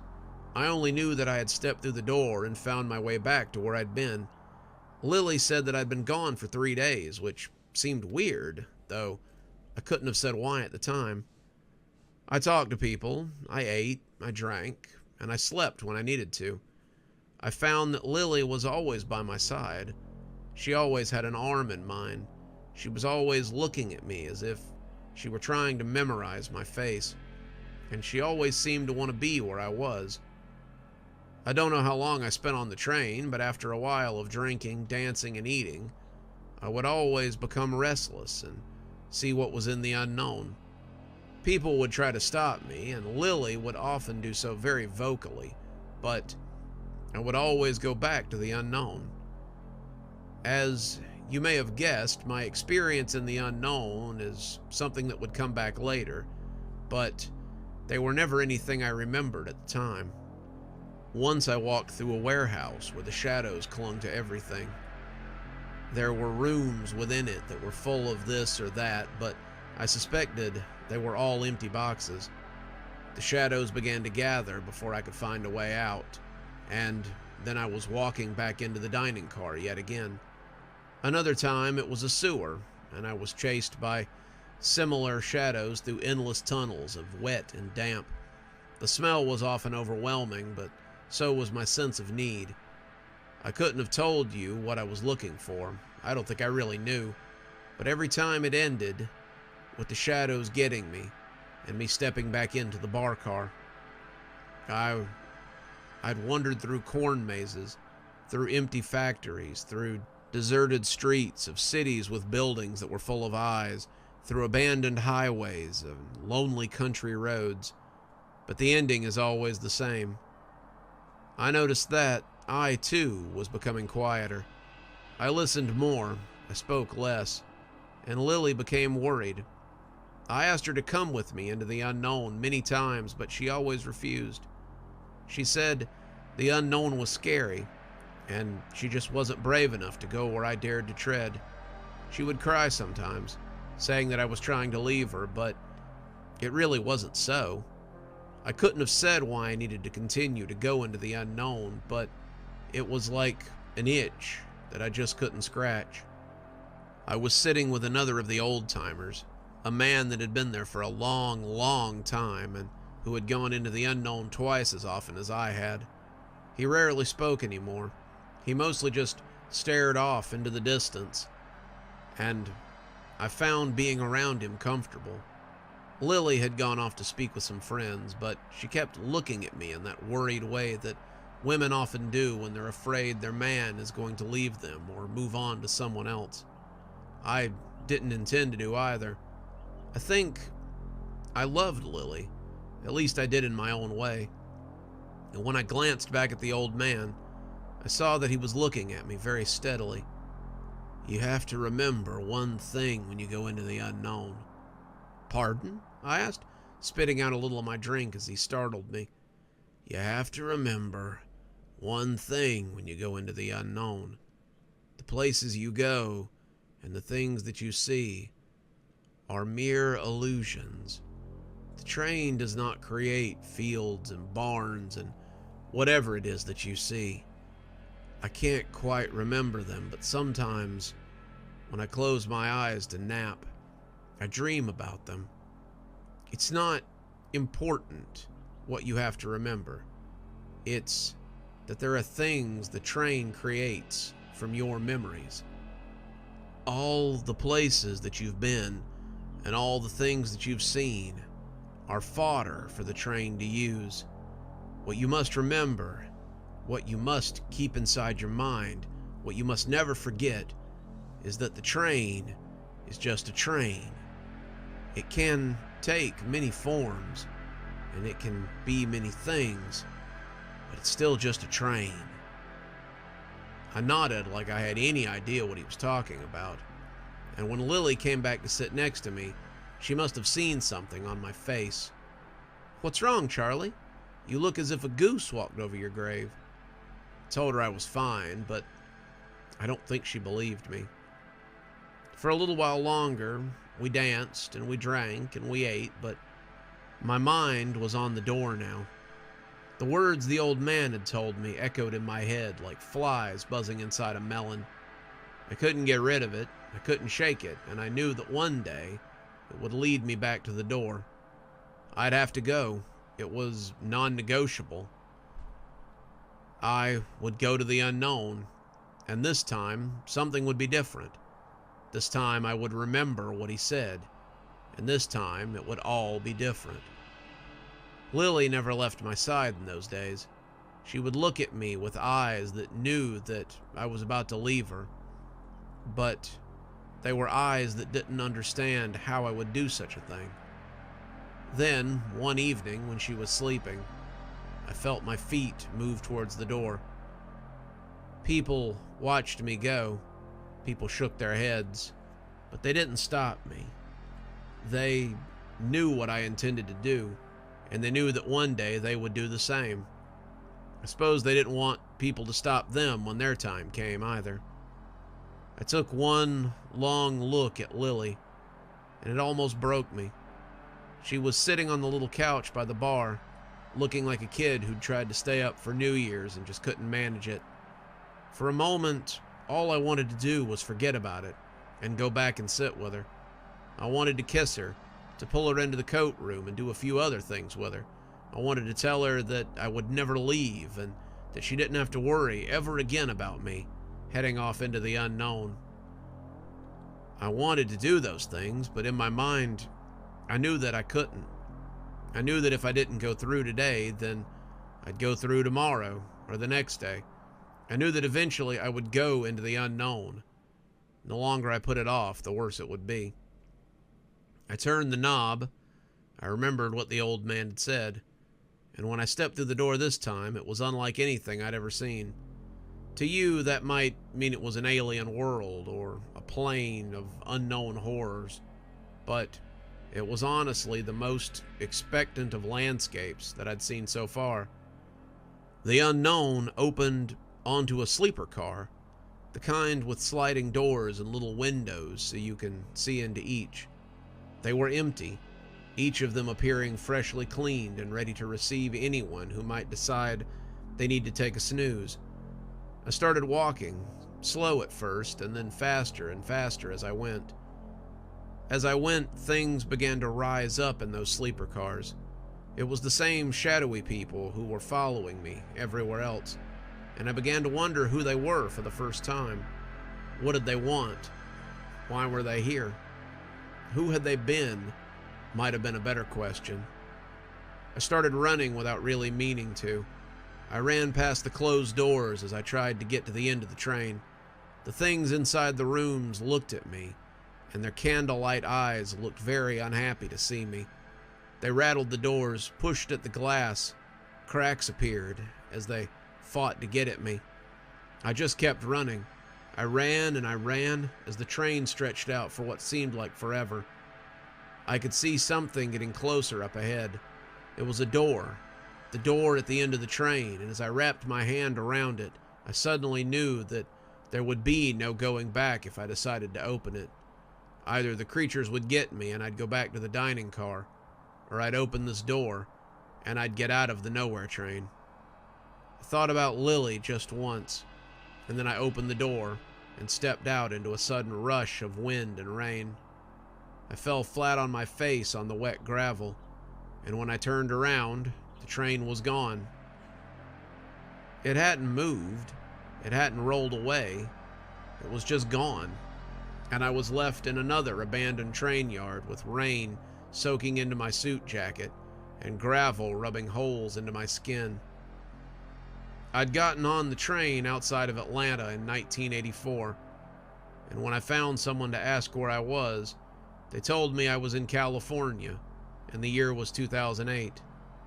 I had been on the train for over 20 years, but I hadn't aged a day. and the only proof I had that I had ever existed besides my memories was my nice dinner jacket and the suit beneath it.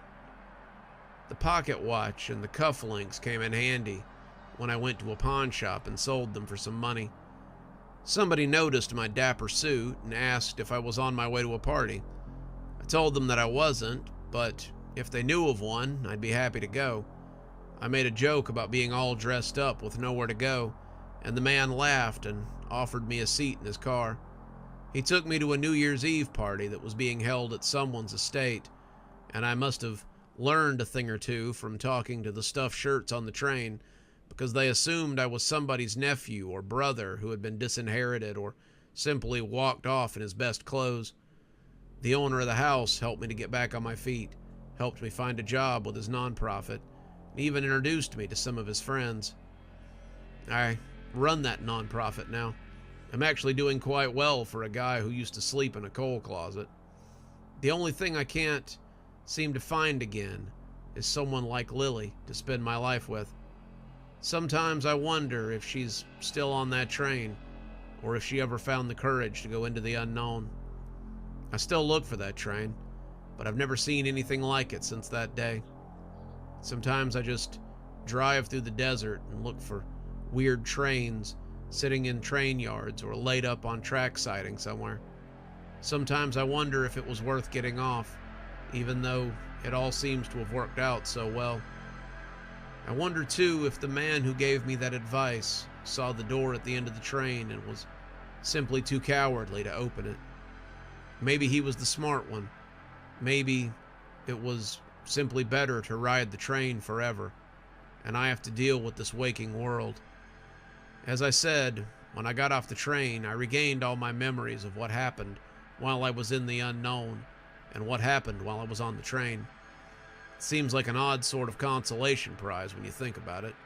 I can remember every night I spent with the most beautiful woman that I'd ever met, but I can't go back there. I'm getting older now, looking 50 square in the face, and I've begun to wonder if I'll ever see that train again. Perhaps that's what the train is, a little glimpse of heaven before your time. If you're lucky enough to get on it, don't take your time on the nowhere train for granted.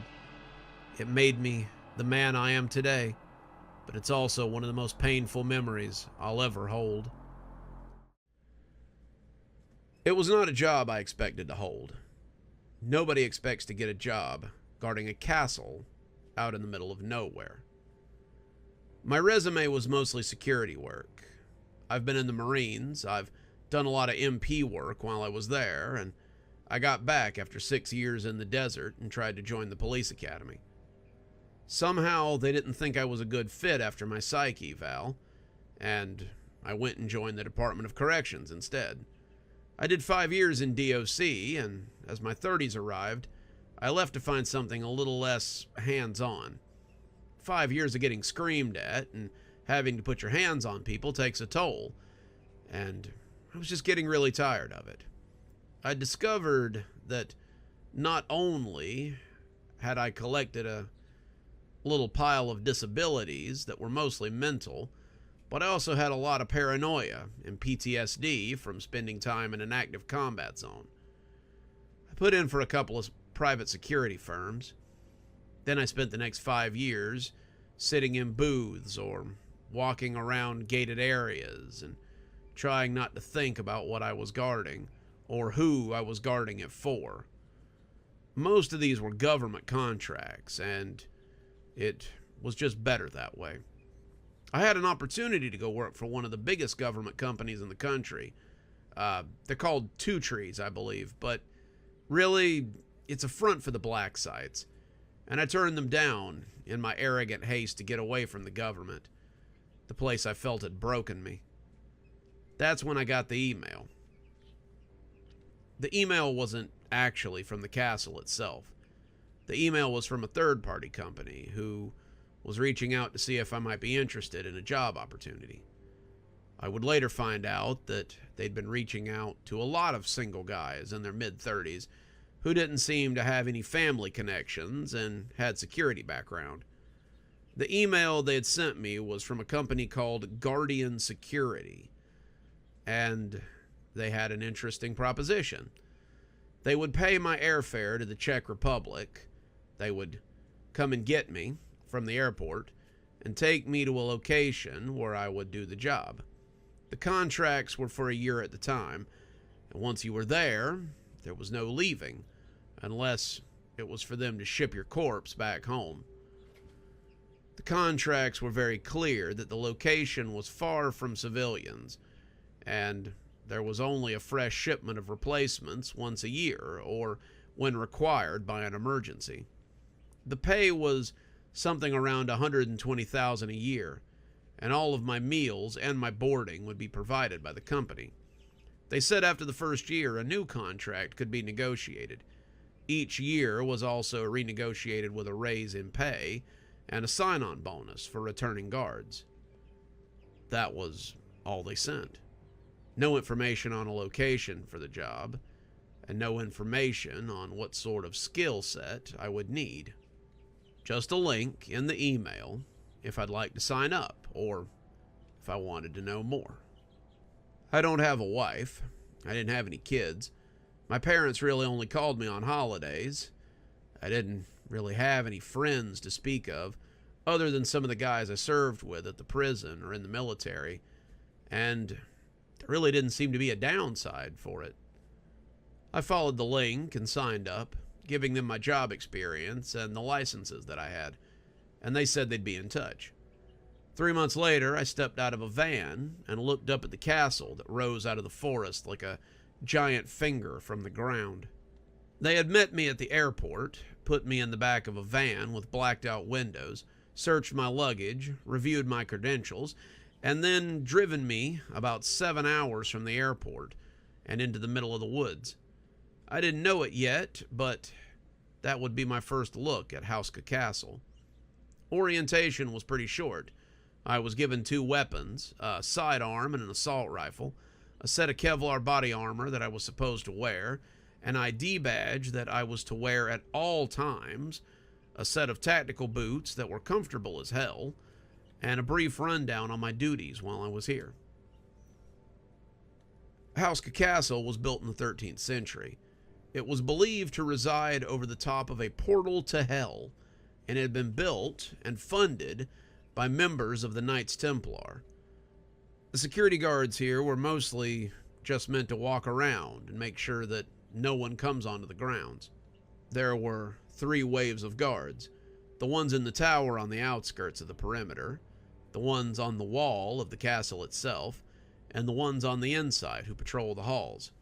Security was a 24-hour matter, and nobody came to the gates without proper credentials or an invitation.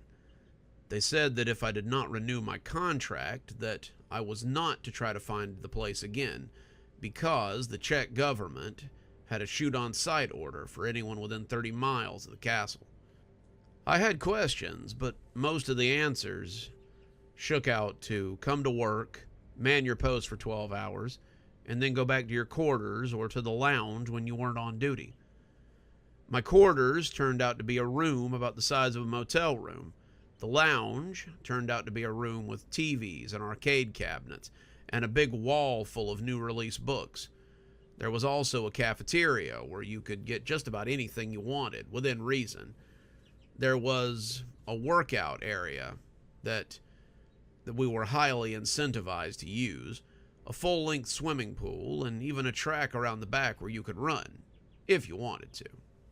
Besides the track, there was also an obstacle course that we had to run every 3 months as part of our employment physical. They wanted us in the best shape we could be in, and people who couldn't pass their physical were let go early and had their pay docked. I didn't learn much about the castle from orientation. I learned the history of the place from the other guards. The guards at the castle came in 2 types, the believers and the non-believers. Some of them, the new guys, laughed at the idea that there might be an actual gateway to hell in one of the sub-basements in the castle. Most of them just liked sitting around and collecting $112,000 a year for basically nothing. They would sit at their posts, they would point their guns where they were told to, and very few of them had seen action of any sort. Occasionally, a deer or a boar would wander in through the perimeter, and they'd have to shoot it before it did damage to the castle or the grounds. But that was the most action that the majority of them saw. A lot of them thought the place was a joke, a relic that the government was trying to keep safe for historical reasons, or maybe some kind of vault where they kept money or secrets or something. The old guard, the ones that had been doing this for quite a while, some of them 30 plus years, well, they knew better. You didn't have to ask which ones were the old guard. Most of them had that 1,000-yard stare about them, like guys get when they've been to war. The old guard mostly got assigned to work inside the castle. They let the newer guys work the outer ramparts and the small towers outside the perimeter, and their gear was a little bit more impressive.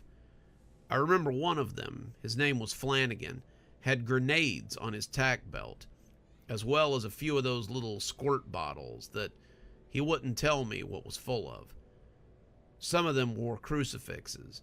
Some of them carried crossbows to supplement their handguns, but all of them had stories, if you could get them to talk. One of them, his name was Marcel, told me over drinks one night that they were really here to keep things from getting out. You haven't been here long, but I feel like you're smarter than most of these other kids we pick up. You've seen the shadows in the corridors. You can feel the weird presence in this place. You know what's here. This place is not for the living. We're here to keep whatever is coming out of hell from getting up here. And we're pretty good at our jobs. To my knowledge, there's only been 12 breaches in the last 200 years. That's a pretty good track record, considering most of us don't even believe what we're here doing. As little as I wanted to admit it, Marcel was right. The place felt haunted. I know people say that a lot. A house felt haunted, or a burial site felt like it had spirits around it. But in this place, it was true. The whole place was lit by torches. The corridors did not have electricity. And on the few times I was in charge of patrolling those corridors, you could see shadows move weirdly and feel things watching you. It was like something was hiding in the crevices of the castle, just waiting for you to let your guard down. I hated working inside the castle, but it wasn't something I had to do often. Most of the times I was put on outer post or put on rampart duty. The forests around the castle were spooky enough all on their own. You never really saw much out there, but I remember hearing things sometimes when I was out there at night.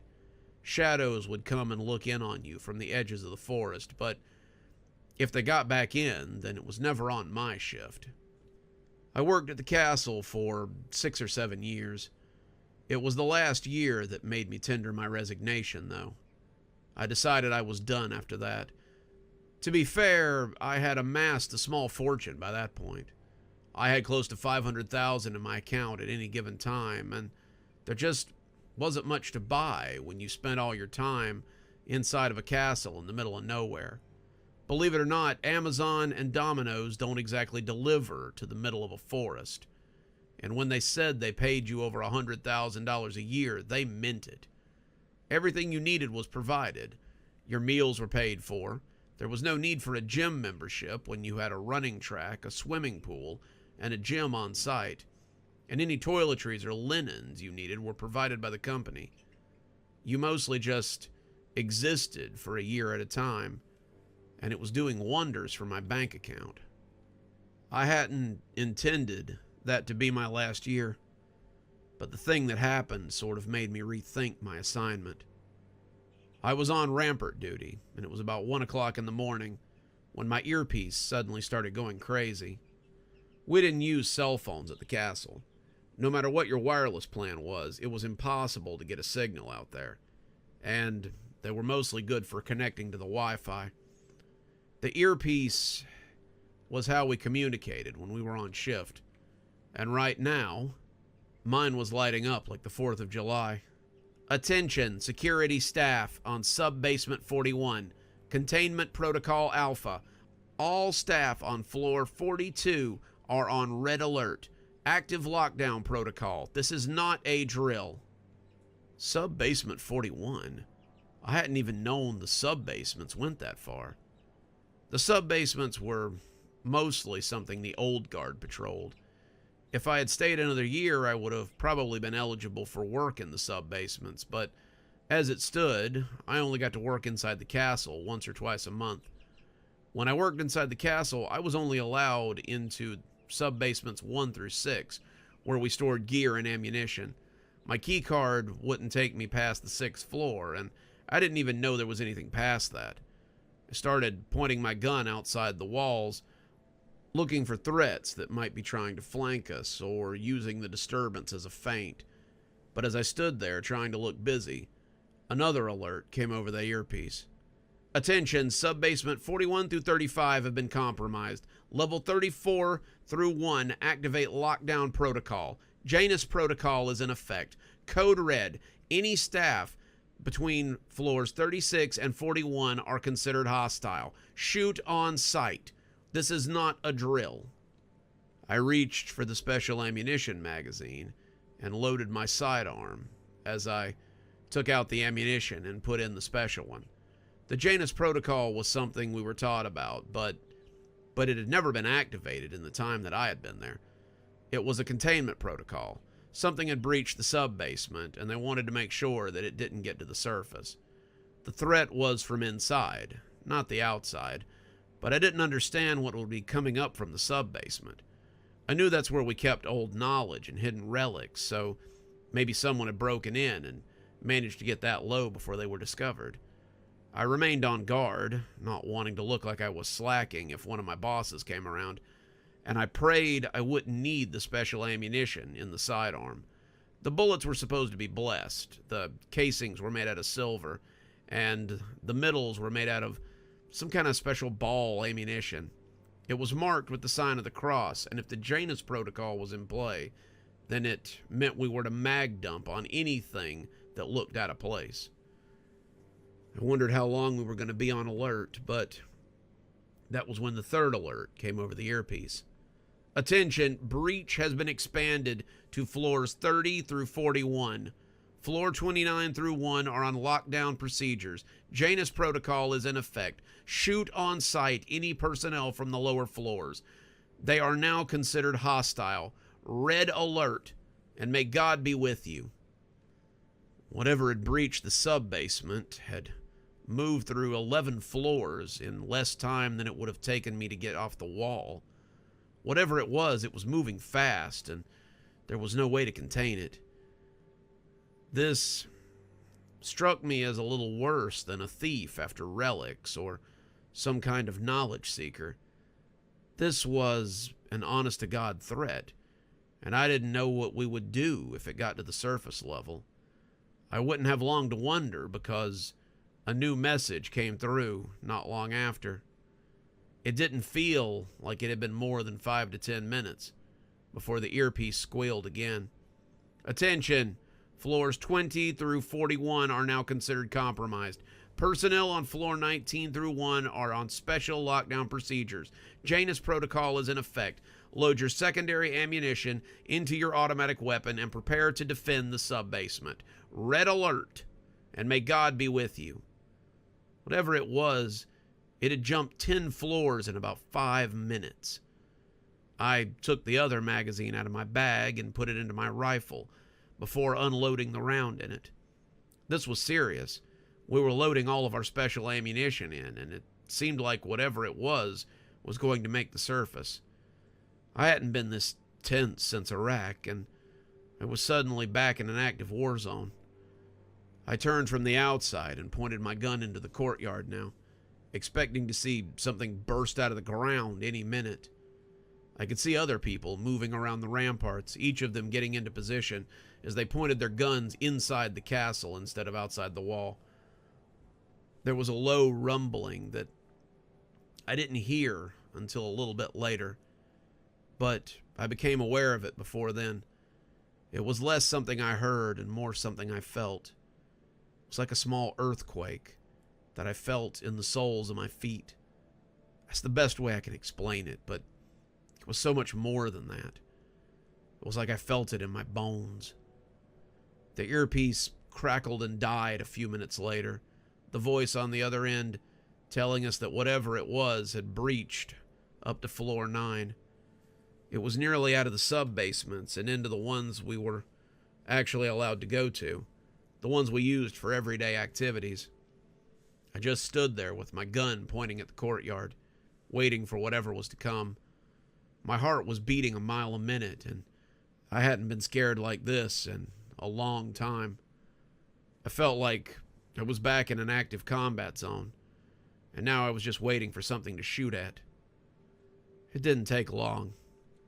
Less than 15 minutes later, the ground erupted in a shower of earth and clay. Something came pulling its way out of the ground, something red and deformed like a bug seen under a microscope. Its skin was chitinous, the segments moving strangely and making an unsettling grating noise. Its head looked too big for its body, and it was covered in a series of far too human-looking eyes. Its hands were pinchers, but some of them were simply hooks, or hooked-like appendages that it used to pull itself along. It had legs like a millipede, small and scurrying, and as it came out of the ground, it let loose a sound like an automobile accident mixed with a dying animal. We let loose with a fury of hellfire. The bullets hit the creature and went through its exoskeleton, but it didn't seem to slow it down at all.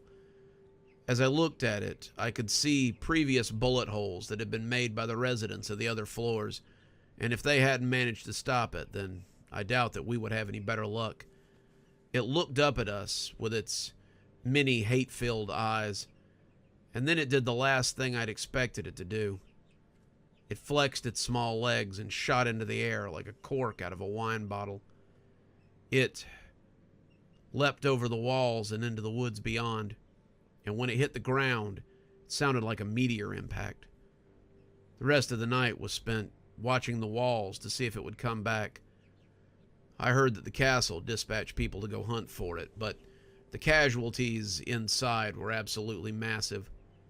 35 personnel dead, another 25 wounded, and they were shot out of hand for fear of contamination. No one was allowed into any of the sub-basements without a hazmat suit, and the cleanup was supposed to be massive. I never learned where the creature came from. I never learned where it went or what it wanted, but we were given a bonus for fighting it, and we were allowed to immediately terminate our contracts if we chose. The woman who spoke to me smiled a lot and seemed to be trying to put me at ease, but it was clear that she expected most of us to leave. Seeing something like this can really change a person. Seeing a creature like the one that came out of the bowels of the castle can mess with your head and make you rethink everything you ever thought was real. If you need therapy, we will absolutely pay for that as well. It's all in your contract. The bonus will not be taken away if you choose to leave, and you will be paid out for the remainder of your year as well. We take care of our own here, and even though we certainly want to see you return to your post, we fully understand that what you saw changed matters, and that you may require time to think about it. I didn't need any time to think about it at all. I thanked the woman and tendered my resignation on the spot. That was 6 years ago. I've been living very comfortably off my income from the private security firm ever since. I still dream about that castle sometimes. I still think about the creature that came out of the ground and escaped just as quickly. But the company has paid for my therapy, and the wages they gave me paid for enough alcohol and leisure to make the memories tolerable. I don't think I'll ever truly forget about what I saw, but what I have makes it easier. I can't recommend that anyone go to Hauska Castle to work or to visit. You may not get many peaceful years of work there, but that peace can be taken away in an instant. I don't know what lies beneath the castle. I don't know what secrets are held within the sub-basements, and I don't want to know. What's left of my mental stability is happier not knowing. It was weird, and not all of it was bad weird. I went to bed in my apartment, my feet bumping the end of my single bed as I prepared to drift off so I could wake up and have another day of work. I woke up in a much different bed, in a much different room. When I opened my eyes, I was in my childhood bed. It was 1995, and everything was different.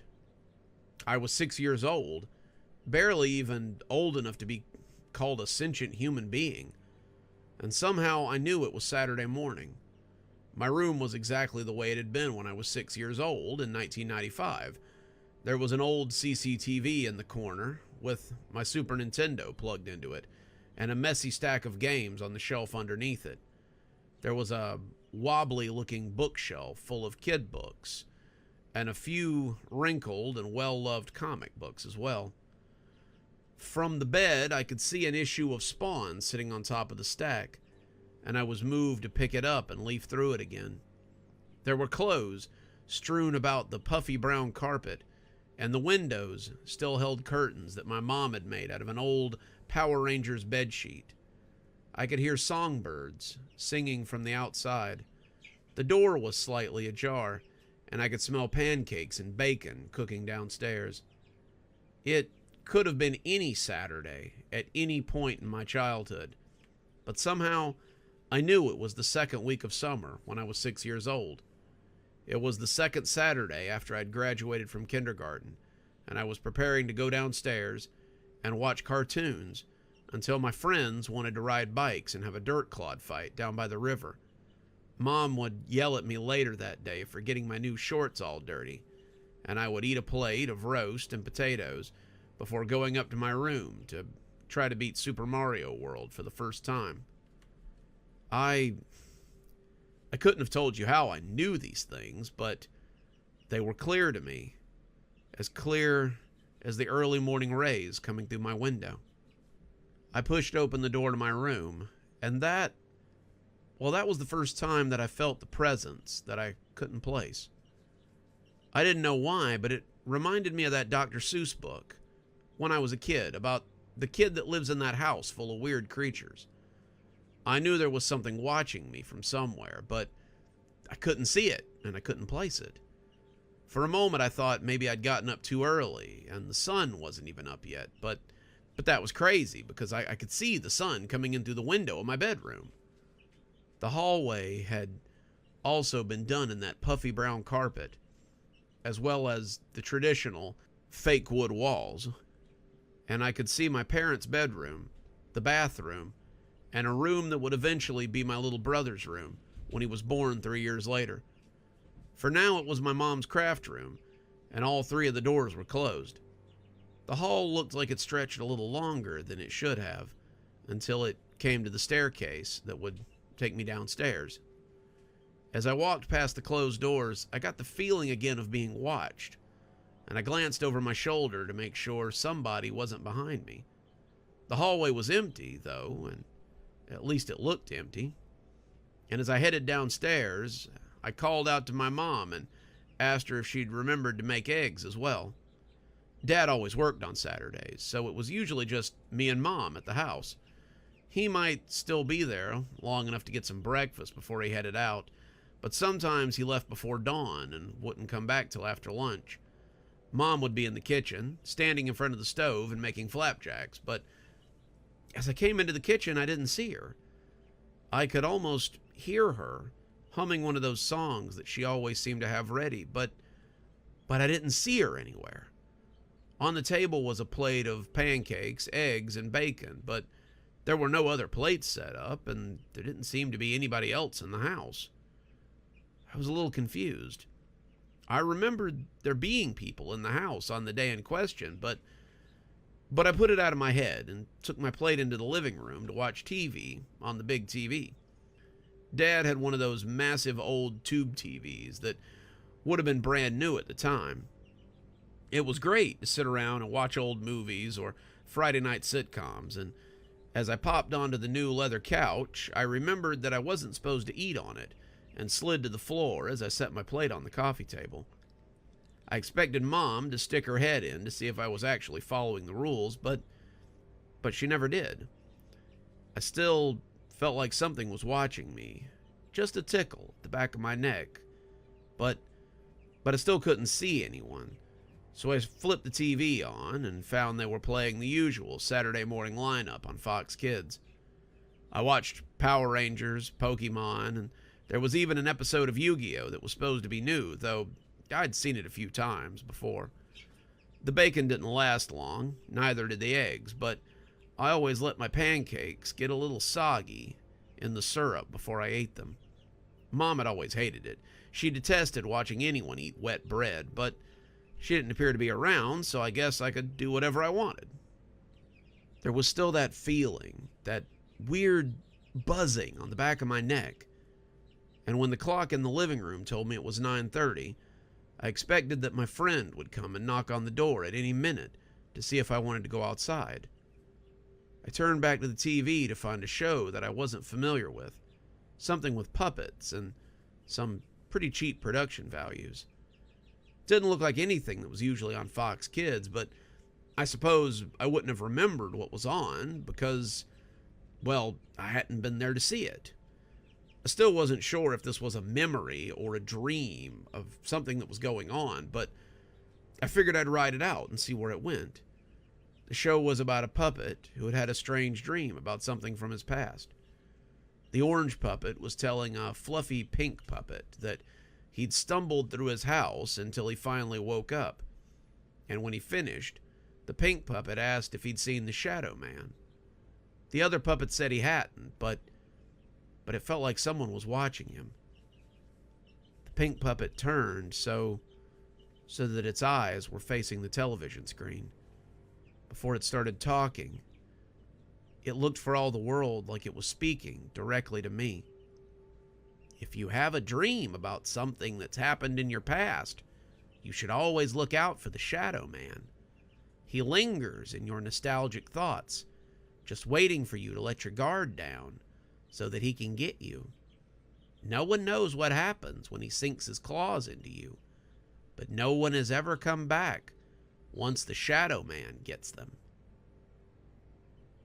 The puppet stood there motionless for a while, and I reached up to get the remote with a shaky hand as I turned the TV off. I didn't like that show much. I didn't think I'd ever seen it before, and I wasn't sure I wanted to see it again.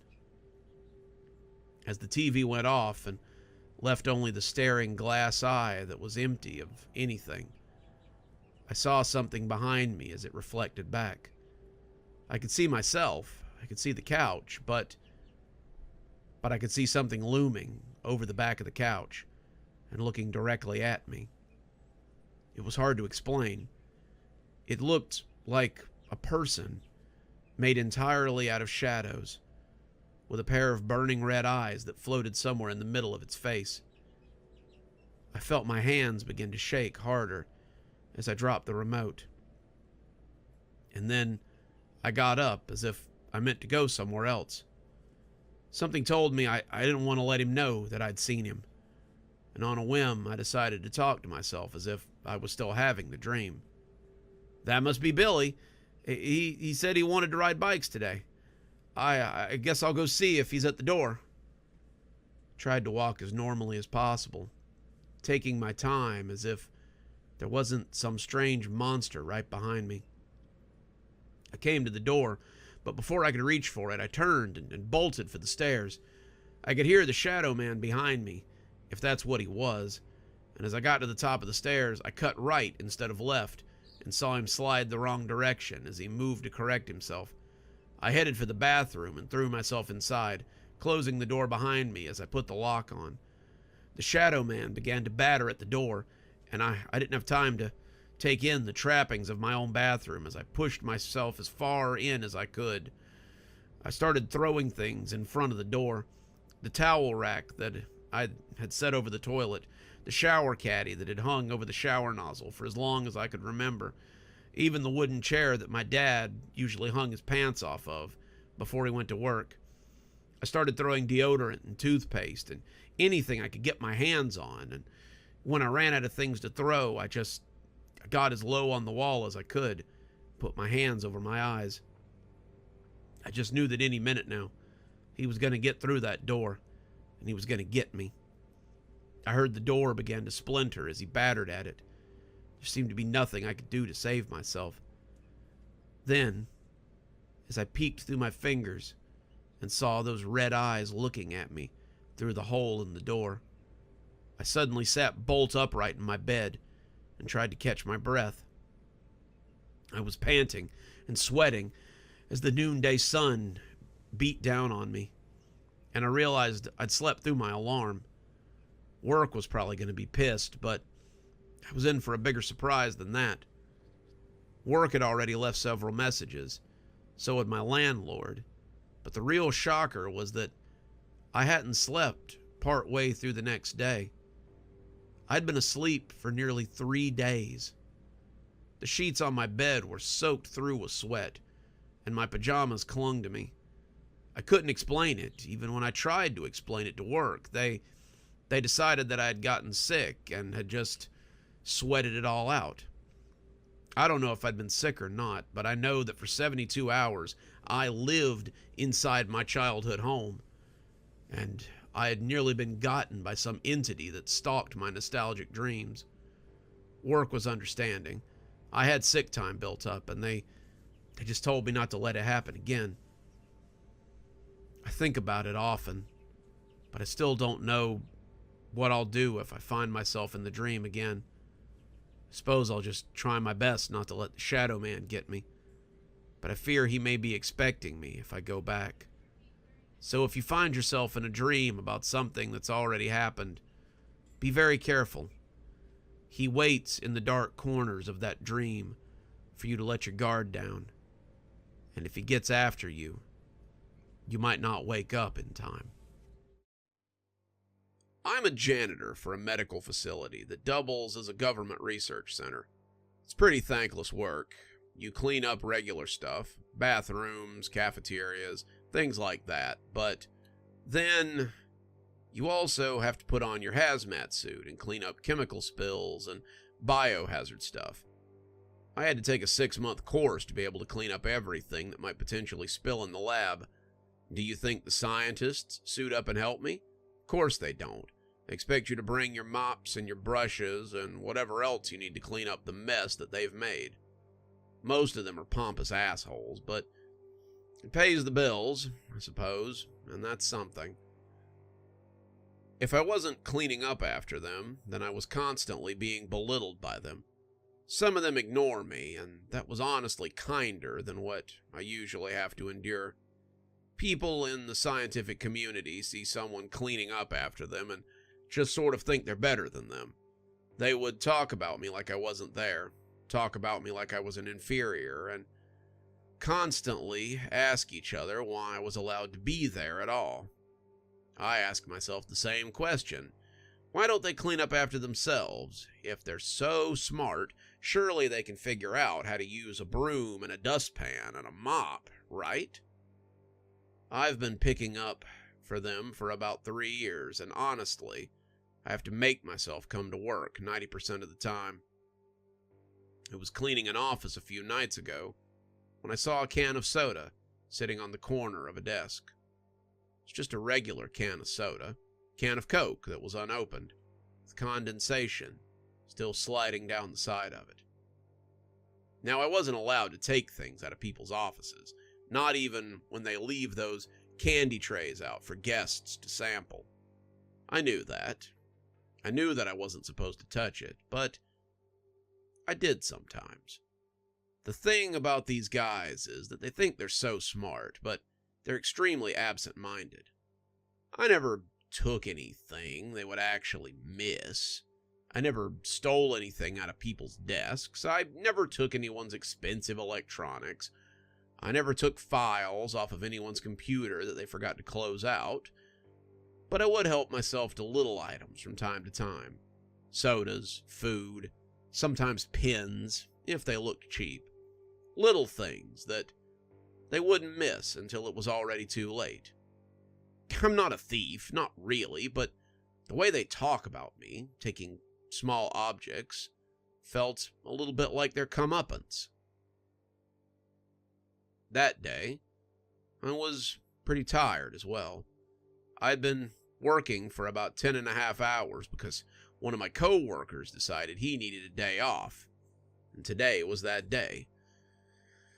I had another hour and a half ahead of me, and I wasn't about to spend it being thirsty and uncomfortable.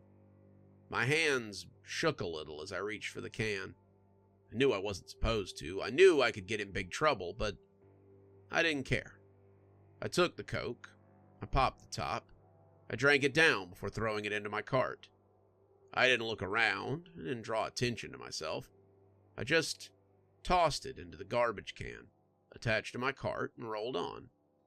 I went home a few hours later, feeling strangely refreshed and a little hopeful for the next day. The next day I was cleaning offices in the same area when I came across another can of Coke. It was almost in the same spot on the desk, and it looked as if someone had pulled it out of the cooler. I didn't hesitate. Grabbed it up, drank it down, and tossed the can as I went back to work. I was cleaning the office, taking out the trash, vacuuming the floor, when I suddenly noticed a math problem on the whiteboard. It wasn't anything I was really familiar with. I never made it past geometry in school, but as I vacuumed the carpet, I found my eyes tracking up to it again and again. The more I looked at it, the more I understood the problem. I found that I actually knew the answer. Before I could stop myself, I grabbed up the marker and worked it out right there. I don't know how, as I said, I've never been great at math, but when I looked at it after I'd finished, I just knew that it was correct. I put the marker down, thinking about erasing it, and decided to leave it there. And then I went on to the next office. No one said anything about it, the whiteboard or the Coke, so I figured whoever had written it decided they had solved it and simply forgotten about it. The next day, there was a similar setup. A Coke sitting on the edge of the desk, and after drinking it, I noticed there was a puzzle sitting not far from it. It was one of those metal brain teaser puzzles, the kind of things kids usually give up on right away, and adults struggle with for a few hours. I was about to go back to work, but I realized that the answer to it was pretty obvious. I moved the rings around, getting them just right as I lined them up, and I left it solved beside some papers on the desk. Then I threw the can away, cleaned up the office, and went back to work. I think that was the first time I noticed a difference in myself. Usually I watch TV while I eat my breakfast, but as I flipped through the paper the next day, I felt moved to do the crossword in the back. Then I did the junior jumble as well, and when I noticed a Sudoku puzzle, I polished that off as well. On my way to work each day, I usually just let my mind wander or listen to the radio, but today I was putting the numbers together on the mailboxes and determining which ones were prime numbers. My mind felt like it was racing for the first time in my life, and it turned out to be a godsend at work as well. I discovered a better route to take to save myself some time as I cleaned. I figured out exactly how much chemical I would need to put on my cart so that I could clean every office. That way, I wasn't lugging around all that extra weight. I loaded exactly as many toilet papers as I would need, had exactly the right amount of napkins for each bathroom, and didn't think anything of it until I was already started. As I moved between the offices after lights out, I began to look for the can of Coke. My mind had begun searching for it, almost expecting it, and when I found it sitting on a desk, I almost didn't notice the cage. Someone had put a cage around it, and this time they had a little keypad to keep people out of it. Well, that was nothing to me. I took a little of the dust from my cart and rubbed it across the numbers, seeing the fingerprints left behind on each of them. I tried them until I finally got it, and as the cage opened up, I took the Coke and drank it. I'd been anxious before I had it, my newfound intelligence seeming to fall into a rat-like desire for its puzzle and its prize. Once the coke was inside me, though, I felt a lot better. I don't know why I didn't think that was odd at the time, but it was something that would occur to me only in retrospect. For the next 8 nights, I found more cokes and more puzzles left behind. I solved math problems that would have stumped me any other day of the week. I finished word problems left behind in garbage cans, and then left them on the corner of the desk like trophies.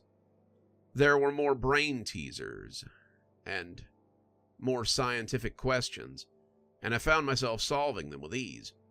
I don't know why this didn't occur to me as being odd. I had never been one for puzzles or math problems or any of this, but my brain devoured them like so much dinner as I solved them and drank my nightly coke.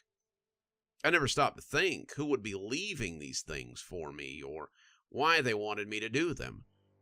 I started to get even more anxious each night before I found the coke that had been left out for me. It seemed to be later and later on my route every night, and I must have looked like a dope fiend as I slunk through the halls just looking for my nightly treat. On the last night, the 12th night of finding the cokes, I came into the last office on my round and saw it sitting there, as well as something written on the whiteboard. It was written in an elegant hand, something left by someone who had gone to school for calligraphy or some such thing, and it glared out at me as if daring me to take the coke before I had solved it. Why is testing so important in scientific theory and application? I looked at the coke, but something in me told me that I would have to answer the question before I could get it. The coke was my reward for solving the problem, after all. I couldn't take it beforehand. I wanted to. My hands were itching to take hold of it, but as I picked up the marker and began to write underneath the prompt, I found that my own penmanship had improved. I wrote a short response about testing being important because it was a moral obligation to make certain that scientific principles and theories were correct and morally right. It was the scientists' greatest objective and obstacle. They would need to prove that their theories were not only something that was beneficial for mankind, but also something that would not damage it. I may have waxed on a little longer than I needed to, but I kept getting distracted. There was a weird noise behind a section of the wall to my left. It was as if someone was laughing, but they were trying to hold it in. It had begun as a series of snickers, but then it had evolved into muffled chortles, and then it became full-blown guffaws. As I finished up my answer, the laughter came on in full, and when a section of the wall suddenly became a window, I jumped and nearly dropped my marker. Behind it, 4 men in lab coats, each of them red in the face from laughing, stood there. They were people that I recognized, some of the scientists who had been less than nice to me, but now I seemed to be the subject of their humor. I wondered what they found so funny. I knew that I had been caught doing something I wasn't supposed to do, but really, I'd just been answering a question. They must have left it for me. I understood that it could only be part of some sort of test that they were giving me, but as they left the room and came into the office, they all looked smug and very satisfied with themselves. "Well," said the middle scientist, "go on and drink your coke. I'd say you've more than answered it. A dissertation like this would have gotten you at least a B- at Caltech." They laughed again, on and on, slapping their knees and braying like donkeys, as I took the coke and drank it in one swift drink. "Enjoy it," said the one on the other end, "because it's the last one you're going to find unless you decide to buy one out of the break room." I asked him what he meant, and what was so funny. 2 of them put their hands on their knees, laughing like it was the funniest thing they had heard all night, and I thought they might pass out. The one who had spoken first just wiped tears from his eyes, though, as he explained, "We've been leaving the drinks out for you. Conroy said you wouldn't take them, but I had a feeling you were the one that's been taking my pins. I suppose congratulations are in order. You're the first human trial for Compound 84. I felt my hands begin to shake. They had drugged me. They'd used me like a guinea pig for whatever weird new drug they were making. I was angry, of course I was, but I was also scared. What was it going to do to me? More importantly, what would happen when I stopped taking it? Relax. It won't kill you or anything. The formula was created to boost the cognitive functions in humans. If you don't take it every day, the effects will wear off after 3 days. I'd ask if you felt any different, but I know you have. You solved all those puzzles faster than some of us could. I'd say that for our first human trial, Compound 84 was a rousing success. Enjoy that last taste, buddy, because after today, I'm afraid you'll have to buy it in stores when it comes out like everyone else." I was speechless. I couldn't believe I'd been played like this. They'd used me like they would any common lab rat, and I was starting to get angry about it. I told them flatly that I would go to the higher-ups and tell them what they had done.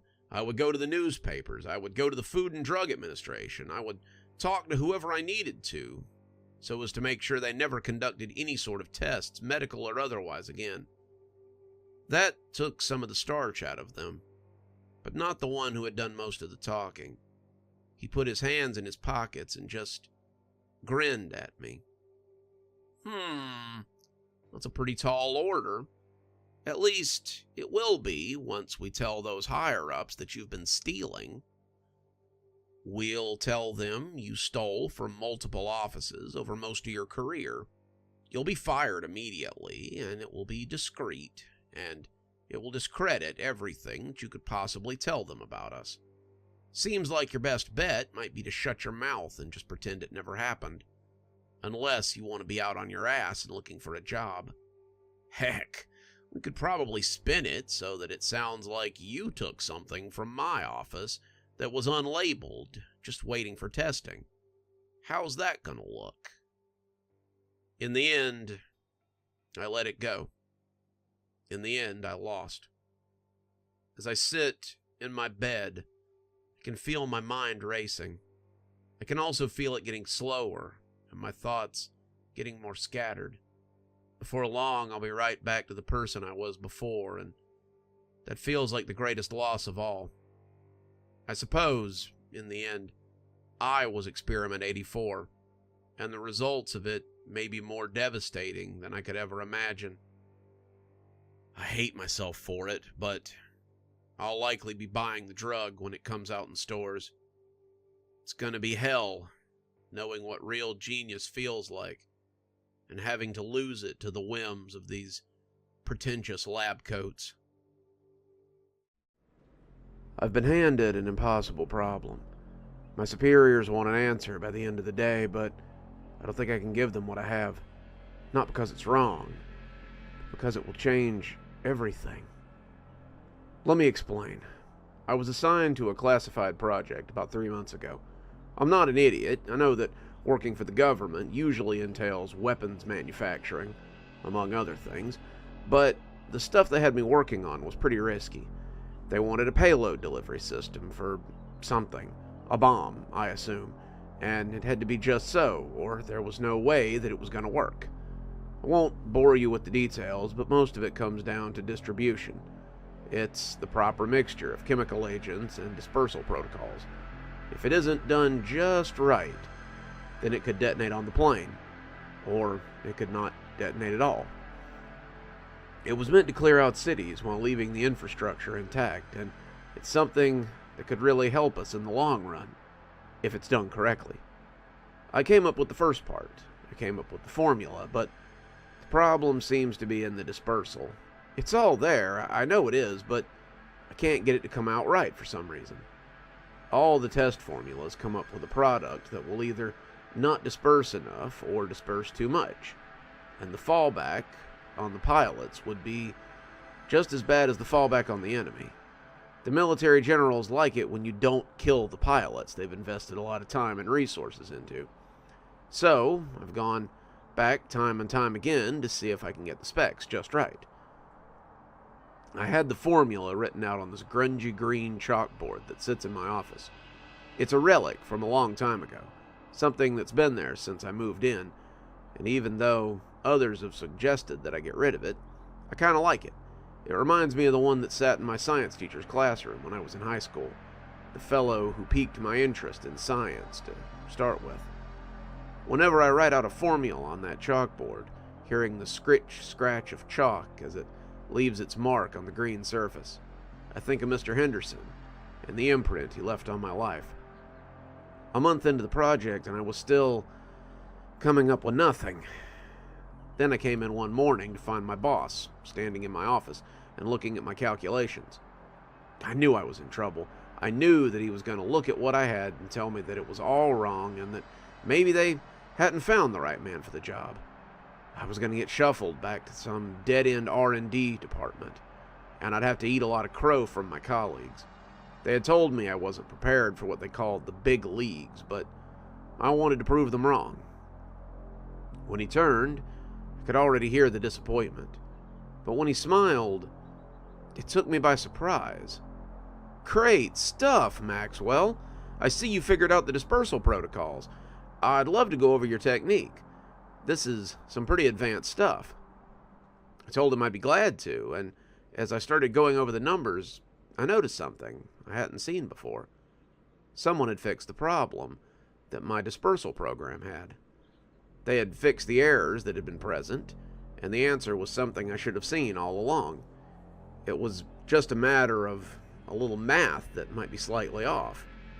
There was really nothing to it in the long run, and whoever had solved it had seen that. "I'm impressed. Normally we don't see this kind of work from guys your age, but you've really blown it out of the park. I wonder if maybe you'd like to come upstairs and check out some of the other stuff we've been giving the eggheads. I think maybe a new set of eyes would really help them with their calculations." I didn't understand how this could have happened, but I supposed maybe I had solved it in a fugue state or something. I headed up with my boss to check over some of the other guys' calculations, and they did seem pretty happy to have a little help. I suppose that maybe everyone was having some trouble getting their own stuff done, and everyone likes a little helping hand now and again. They took my formula and sent me to work on a different project. This one for a guidance system that they were having trouble getting the code correct on. I told them it wasn't really my kind of science, but they scoffed and said it would be fine. They had every faith in me, and they believed that I could make it happen. I'm really better with elemental variations than computer code, but I figured I'd give it a try and see what came of it. A week later, and I was completely stumped. I'd Googled several different code programs to see if maybe I could just fake it, but none of them were coming up with anything. These were programs that were designed to help people with their homework or create chatbots. They weren't really prepared to work on guidance systems. I was struggling pretty hard, and I think my boss was beginning to notice how much I was floundering. He would make little comments about how he supposed you couldn't be good at everything, and how maybe the guys upstairs would be able to make something of what I'd done. The next day I came in to find that someone had altered the code that I'd written on the chalkboard. The variables were different, noticeably so, because I was no good at variables, and when I plugged them into the computer, it loaded on the first go. I was astonished. Nothing I had done was working quite so well, and this was pretty huge. I sent it to my boss, and he praised me for finally figuring out what had been wrong with it. He gave me another program to work on, and this time it was an issue with chemical distributions. I didn't even bother actually sketching it out this time. I wrote the issue on the chalkboard, did some perfunctory calculations, and then just left it there for a few days to see what would happen. A week later, I came in and the problem was solved. This went on for several months. I would write problems on the chalkboard, and my mysterious benefactor would solve them for me. It was amazing, like having my own personal chat GPT to create solutions for me. My boss was impressed. Hell, I was impressed. And it led to the problem that I now face. My boss was standing in my office 3 days ago with a manila envelope that had a symbol on it I was very familiar with. It was a government contract, a defense contract, and he told me it was not to be shared with anyone. This is really big stuff, Maxwell. It could bring a lot of money to our lab. A defense contract like this could keep the lights on for decades, and could be worth quite a substantial bonus if you manage to finish it. Their boys have been scratching their heads over it for a while, and when they saw your work, the stuff you did on the smart bomb distribution payload, they decided you might be the man for the job.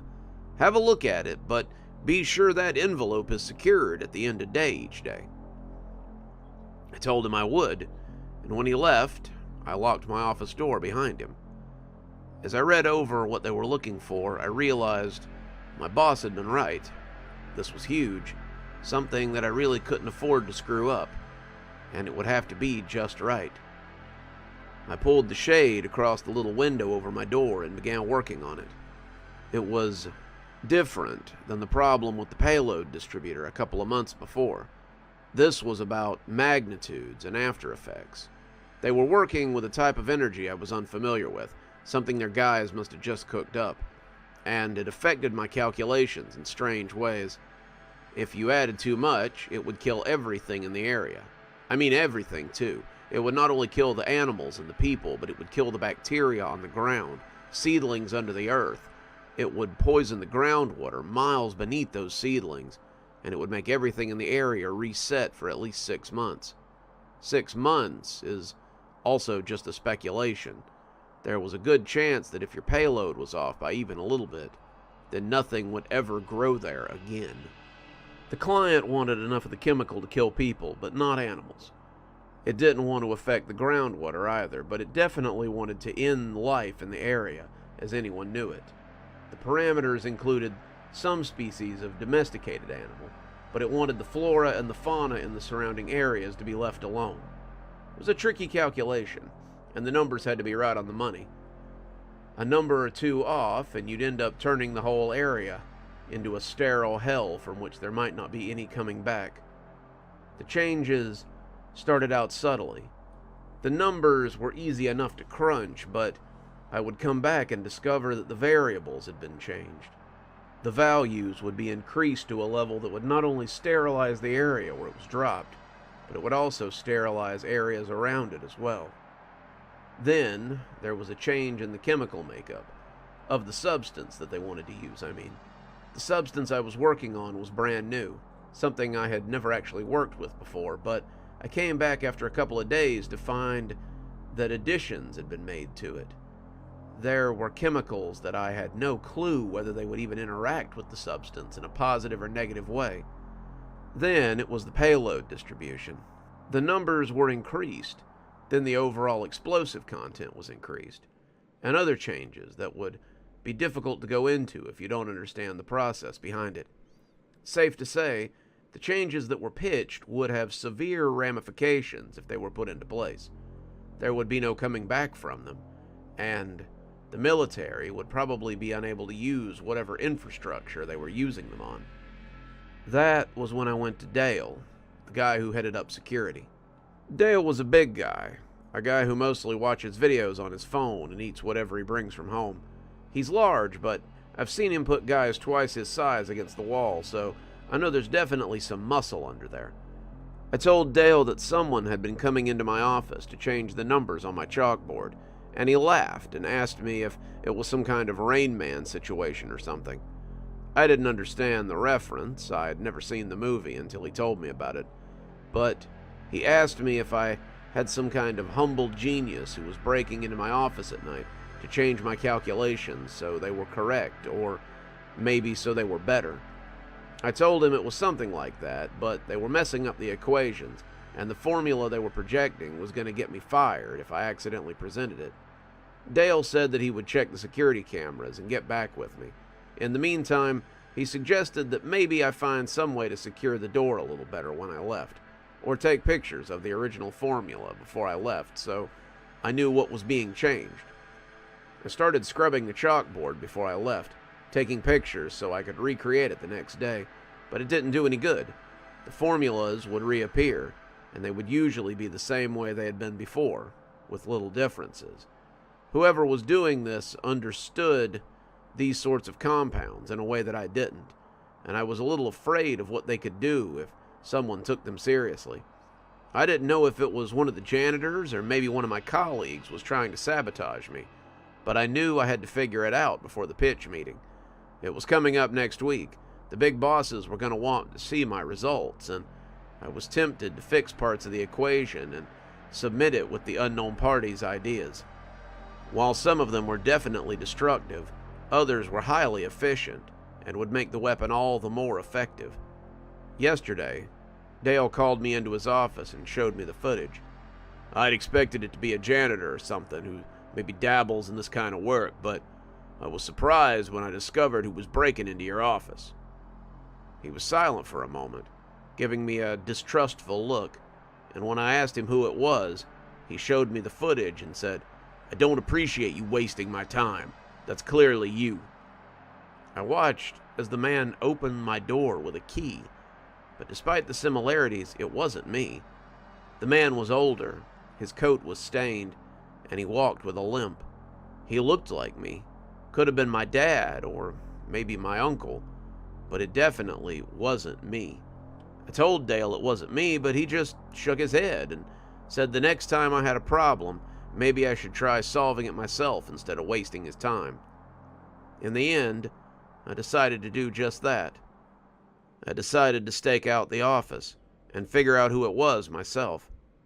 I pretended to leave, and then I snuck back into the office and hid under my desk. It was uncomfortable. My desk isn't very large, but I decided that I would finally see who it was and why they were messing with me. I wasn't mad. I was more curious than anything.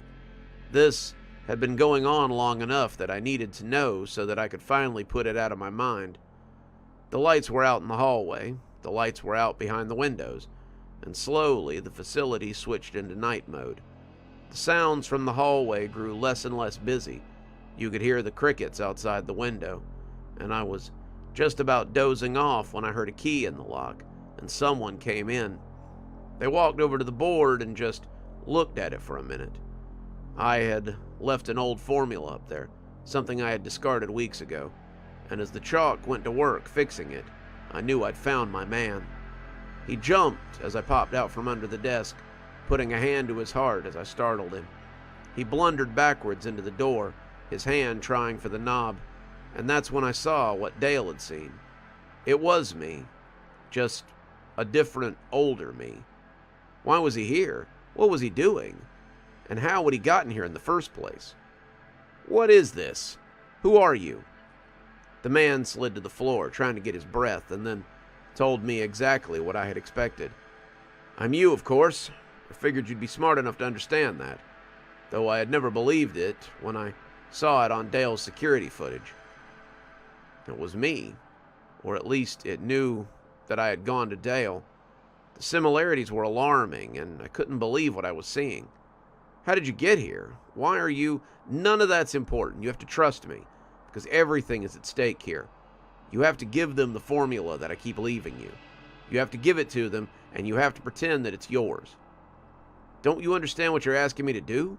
That formula will wipe out millions. It would create an area that's unlivable for generations. It will stop something that you don't understand from happening. It will stop a threat from rearing up that will alter the course of your life. I was a fool when I changed it back and gave them the old formula, the one that you're getting ready to turn in. You have to give them this one. The numbers are correct, and everything has been properly calibrated for maximum output. You give them that formula, and my future will cease to exist. It's the only way that any of us finds any sort of peace." I had more questions. Of course I did. Something on his wrist blinked at that point, and he told me he had to go. I asked where he was going, but a moment later he just disappeared in a corona of light, and I was left talking to myself in a truer sense. Looking at the formula now, I wonder what I'll do with it. If I turn it in, millions of people would die. If I don't turn it in, it sounds like something much worse could be waiting for me. Science is all about choices, all about finding things. And I'm left standing here, wondering exactly what I found.